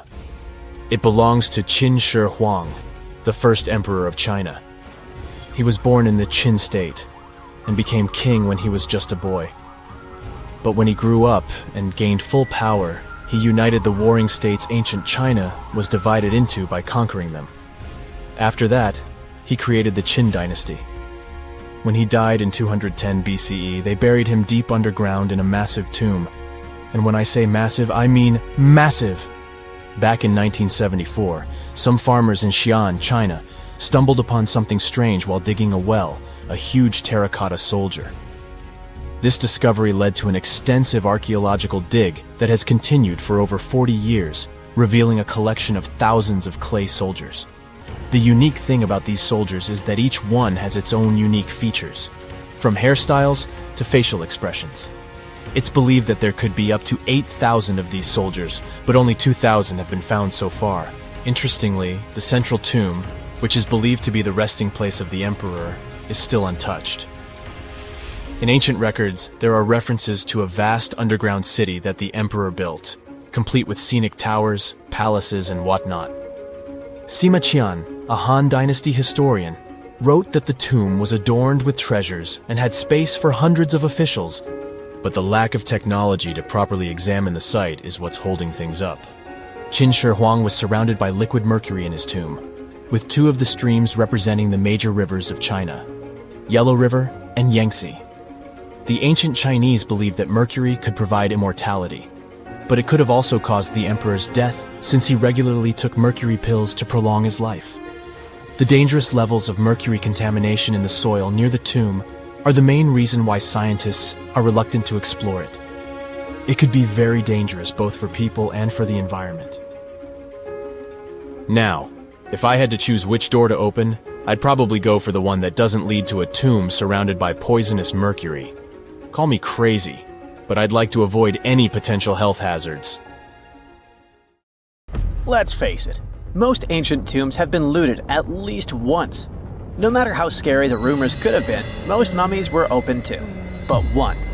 This is the Bashiri mummy, and it puzzles everyone so much that nobody dares to see what's inside.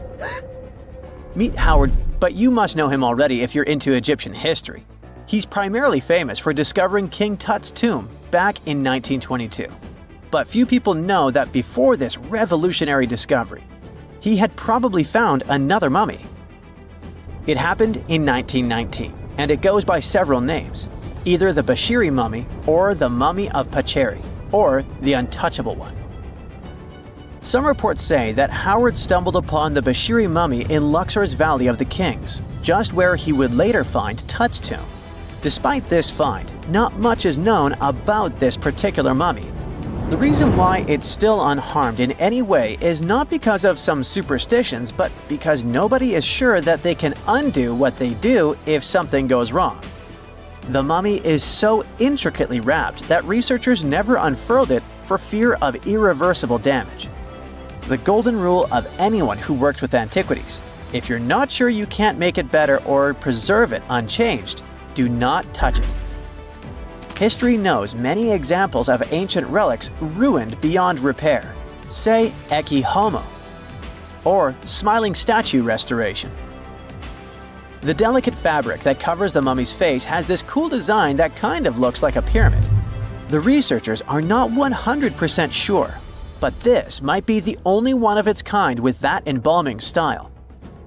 But without knowing the ancient technique, it's next to impossible not to ruin the mummy while unwrapping and wrapping it back. Back in the day, people, both experts and looters, would unwrap mummies for all sorts of reasons, mostly to study them. Luckily, these days, we have advanced tech that lets us check out what's inside a sarcophagus without having to unwrap anything.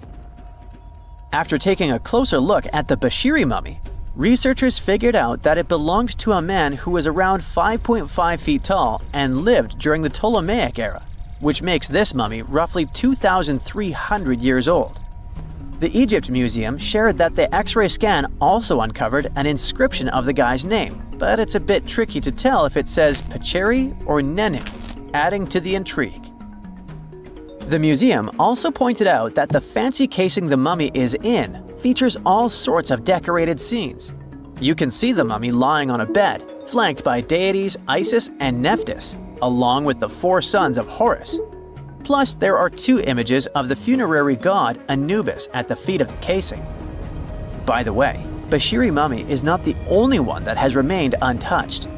This is Issa Temkebde, and Gaston Maspero, a French archaeologist, made the decision to leave her mummy untouched, wanting to keep her resting peacefully since she was in such amazing shape. He did mention, though, that her tomb had been raided long ago. Thanks to some X-ray work, we learned more about the mummy. The scans revealed a few artifacts still wrapped up with the wife of a high priest, including amulets around her neck, right arm, and forehead. The X-rays also showed she had some dental issues and arthritis in her knees. While she passed away as an older woman, it's tough to pinpoint her exact age. However, various sources from her son's reign indicate that she was held in high regard in the kingdom. Isatemkebd served as the sister wife of Penejam II. You got me right, they were related by blood and were siblings, but back then it was pretty common to get married this way to preserve the purity of the bloodline. Say that to Habsburg, duh. Their chase for purity only led to inbreeding and the notorious Habsburg's jaw.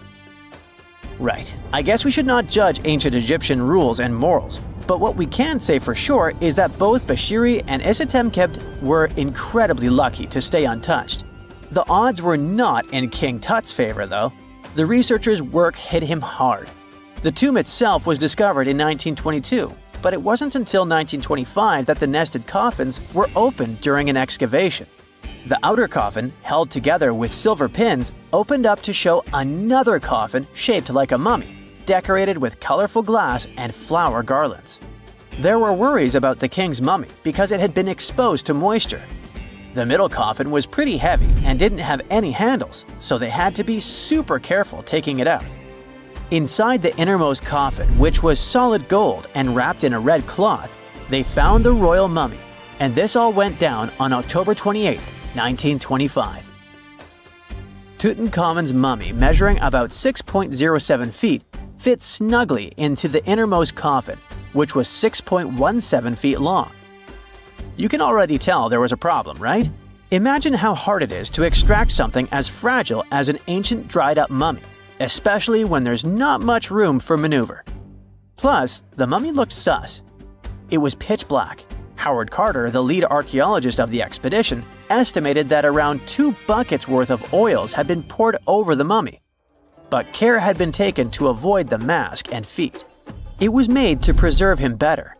The body was positioned at a slight angle in the coffin, and there was a noticeable difference in the amount of dark oils on the right and left sides, indicating that the coffin might have tilted while being lowered into the sarcophagus. This oil created moisture inside the coffins, and over time, it reacted chemically, which Carter described as a sort of slow, spontaneous combustion, leading to the carbonization of the linen wrappings. Unfortunately, the combination of heat and moisture took a toll on the mummy's trappings as well. The crook and flail fell apart, the resin scarab cracked, and the threads holding the hands and mummy's bands started to decay, making everything quite fragile. Plus, the oils hardened over the years, effectively gluing the mummy and mask to the coffin's bottom.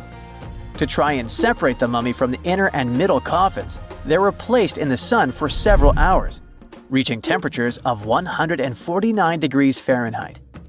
Despite this effort, the mummy remained stuck, so the initial examination had to be done right where it was. The first part of Tutankhamun's mummy the researchers checked out was his lower legs and feet, meaning they started the examination from the bottom up. As they peeled back the bandages, they uncovered the first of many treasures wrapped up with the king. They took their time to carefully document and photograph everything they found. The inner layers of bandages were in pretty bad shape, mostly turning to dust, making it tough to figure out how everything was originally wrapped. Still, the overall methods matched what was seen in other nobles' mummies from that time. Lots of folded linen pads were used to shape the torso and thighs. The outer and inner bandages were made from fine linen, while the middle layers were coarser. They had some intricate bandaging around the shoulders and chest with a similar style around the groin. Each limb, along with fingers and toes, which were fitted with gold caps, was wrapped separately. Tutankhamun even wore gold foil sandals on his feet. They hoped to separate the mummy from the coffin by removing the outer bandages, but the resins had stuck the body to the coffin. So, the researchers ended up chiseling it out. To do this, they had to cut the torso in half at the hips and disarticulate the arms to continue unwrapping. Each part was treated with hot paraffin wax for stability, and later the hands and feet were reattached with resin. Finally, they used hot knives to detach the head from the mask. To check the teeth, it was decided to make an incision around the jaw and neck, which was later fixed with resin. So technically, the scientists did all they could to preserve the mummy, but still, in a way, it ended up being damaged beyond repair. What do you think? Should they have left it in the coffin? Or did they do the right thing? Let us know in the comments. It was April 10th, 1912. Richard had just departed from Southampton, England, aboard the most famous ship of the time, dubbed the Unsinkable. Since he had just witnessed a near collision with the SS City of New York, he decided to write to his wife and report the unfortunate and frightening event. "My dearest Sal," he wrote, "we got away yesterday after a lot of trouble." Little did he know that a mere 4 days later, both his pen and the ship he was on would be lost forever at the bottom of the North Atlantic Ocean. Was this some sort of bad omen? Did Richard actually foresee what was about to happen to the ship he was on?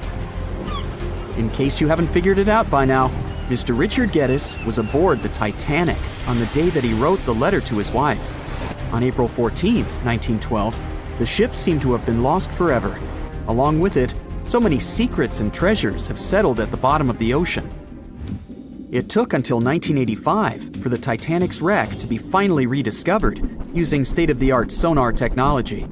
Ever since then, they've managed to recover thousands of items from the Titanic, and many of them went on display or auction. Things like jewelry, a life jacket, a menu from the ship's restaurant, or even a sample square of carpet from the first-class stateroom have all captivated the public's attention, just like the many stories of the people on board. Scientists have even tried to come up with strategies to get the Titanic back up altogether to properly study it and stop it from getting more and more damaged at the bottom of the ocean. Some have suggested filling the wreck with ping pong balls to make it float. while others even considered injecting it with 180,000 tons of Vaseline. Another idea was to use 450,000 tons of liquid nitrogen to trap it in an iceberg that would float to the surface. But they eventually had to let go of all these potential strategies since the Titanic is way too fragile to ever be recovered. The Titanic may be one of the most interesting ships lying at the bottom of the ocean, at least in popular culture, but deep-sea divers have a lot of other stories to share. Planes also sometimes find their way to the bottom of the ocean. Deep-sea divers in Oahu, Hawaii came across the wreckage of an F-4U Corsair plane. It seems to have crashed into the ocean in 1946, as it didn't have sufficient fuel. If you can dive deep enough, you might even stumble upon statues and lost artifacts, like those found in the world's only underwater archaeological park off the coast of Naples, Italy. It features the ruins of the ancient Roman city of Baia. The underwater statues found here are breathtaking, to say the least. In an ironic twist of events, some of the equipment we intended to use to get us to the moon was lost at the bottom of the sea for a very long time.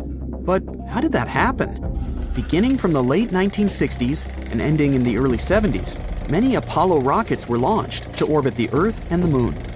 When reaching altitudes of about 38 miles, the first portion of the spacecraft, including the engines, needed to separate. People thought these components got destroyed or lost forever. But were they really? In 2012, a team of specialists discovered a bunch of rocket engines 14,000 feet off the coast of Florida. They have since gone through a 2-year renovation plan and are now on display at Seattle's Museum of Flight. Can you imagine stumbling upon a whole city underwater? Back in 2001, a lost city was discovered in the Gulf of Cambay, off the coast of India. Some archaeologists believe it to be the oldest city in history. By comparison, it's almost the size of Manhattan and features massive walls and even plazas. They stumbled upon pieces of sculpture, artwork, and even what looked like ancient wooden furniture, believed to date back up to 9,500 years ago, and 5,000 years older than any city previously discovered. Okay, how about an underwater river? I can't even imagine what that would look like, but some deep divers claim to have seen it south of Tulum, Mexico. Is that even possible? Well, not really, since the Cenote Angelita Cave is not a true river, but a very special type of optical illusion. It's formed by a halocline, meaning a cloud of hydrogen sulfide at the bottom of this underwater cave. Turns out you can actually swim right through this cloud, which makes you feel like you're swimming through a flowing body of water. Not all things discovered underwater are inanimate objects. Some of them are actually quite scary sea creatures. A jellyfish might not be on your list of things to look out for if you can avoid the stings. But this giant one, also known as a lion's mane jellyfish, is the largest known species of its kind. In all fairness, you'll only uncover it if you happen to dive into the waters of the Arctic, Northern Atlantic, and Northern Pacific Oceans. You surely won't miss it, since it stretches across 120 feet from the top to the bottom of its tentacles. When it comes to deep-sea diving, a lot of people are looking to discover some lost treasure. One diver was lucky enough to have hit the literal jackpot when he came upon nearly $1 million worth of treasure on the bottom of the seabed. That was back in 2015, when this lucky diver was swimming just off the coast of Florida. What did he find, you might ask? Well, about 51 gold coins, 40 feet of gold chain, and a rare single coin that was tailored for the King of Spain, Philip V. Speaking of people looking for lost treasures, divers also sometimes found pirate ships. They discovered one of these pirate shipwrecks in 2015 off the coast of Colombia. It dates back to the 18th century. The value of this forgotten ship was estimated to be between $4 billion and $17 billion, as it contained treasures, precious stones, gold, and countless other really valuable items. By comparison, a whole island in the Bahamas is up for grabs at $75 million. A computer is the last thing you'd ever expect to discover underwater, right? And this was no regular computer, but an ancient one. And yet, Someone stumbled upon it between 1900 and 1901 on the spot of a shipwreck located off one Greek island. Researchers believe this weird stone contraption to be the earliest form of a computer. It was designed to serve many purposes, such as predicting astronomical positions and eclipses on the calendar. Since humanity lost most of the technology used back then, it was wonderful to rediscover it so many years later. It let us piece together many of the ancient Greeks' accomplishments. The computer is now at the National Archaeological Museum of Athens, should you ever want to check it out in person. This has to be one of the most mysterious places on Earth. It's called the Mariana Trench, and it's the deepest part of the Earth's oceans. We really don't know how deep it is, since it's so difficult to measure, but it's somewhere around 7 miles deep and 5 times longer than the Grand Canyon. They first studied this massive underwater hole back in 1875 using a weighted rope. Back in 2012, a Canadian film director named James Cameron reached the bottom of the trench in the submersible vessel Deep Sea Challenger. Some of the most bizarre creatures on the planet call this place their home, including the Dumbo octopus, the sea cucumber, and the goblin shark. The Mariana Trench took its name after the nearby Mariana Islands, which are named Las Marianas in honor of the Spanish Queen Mariana.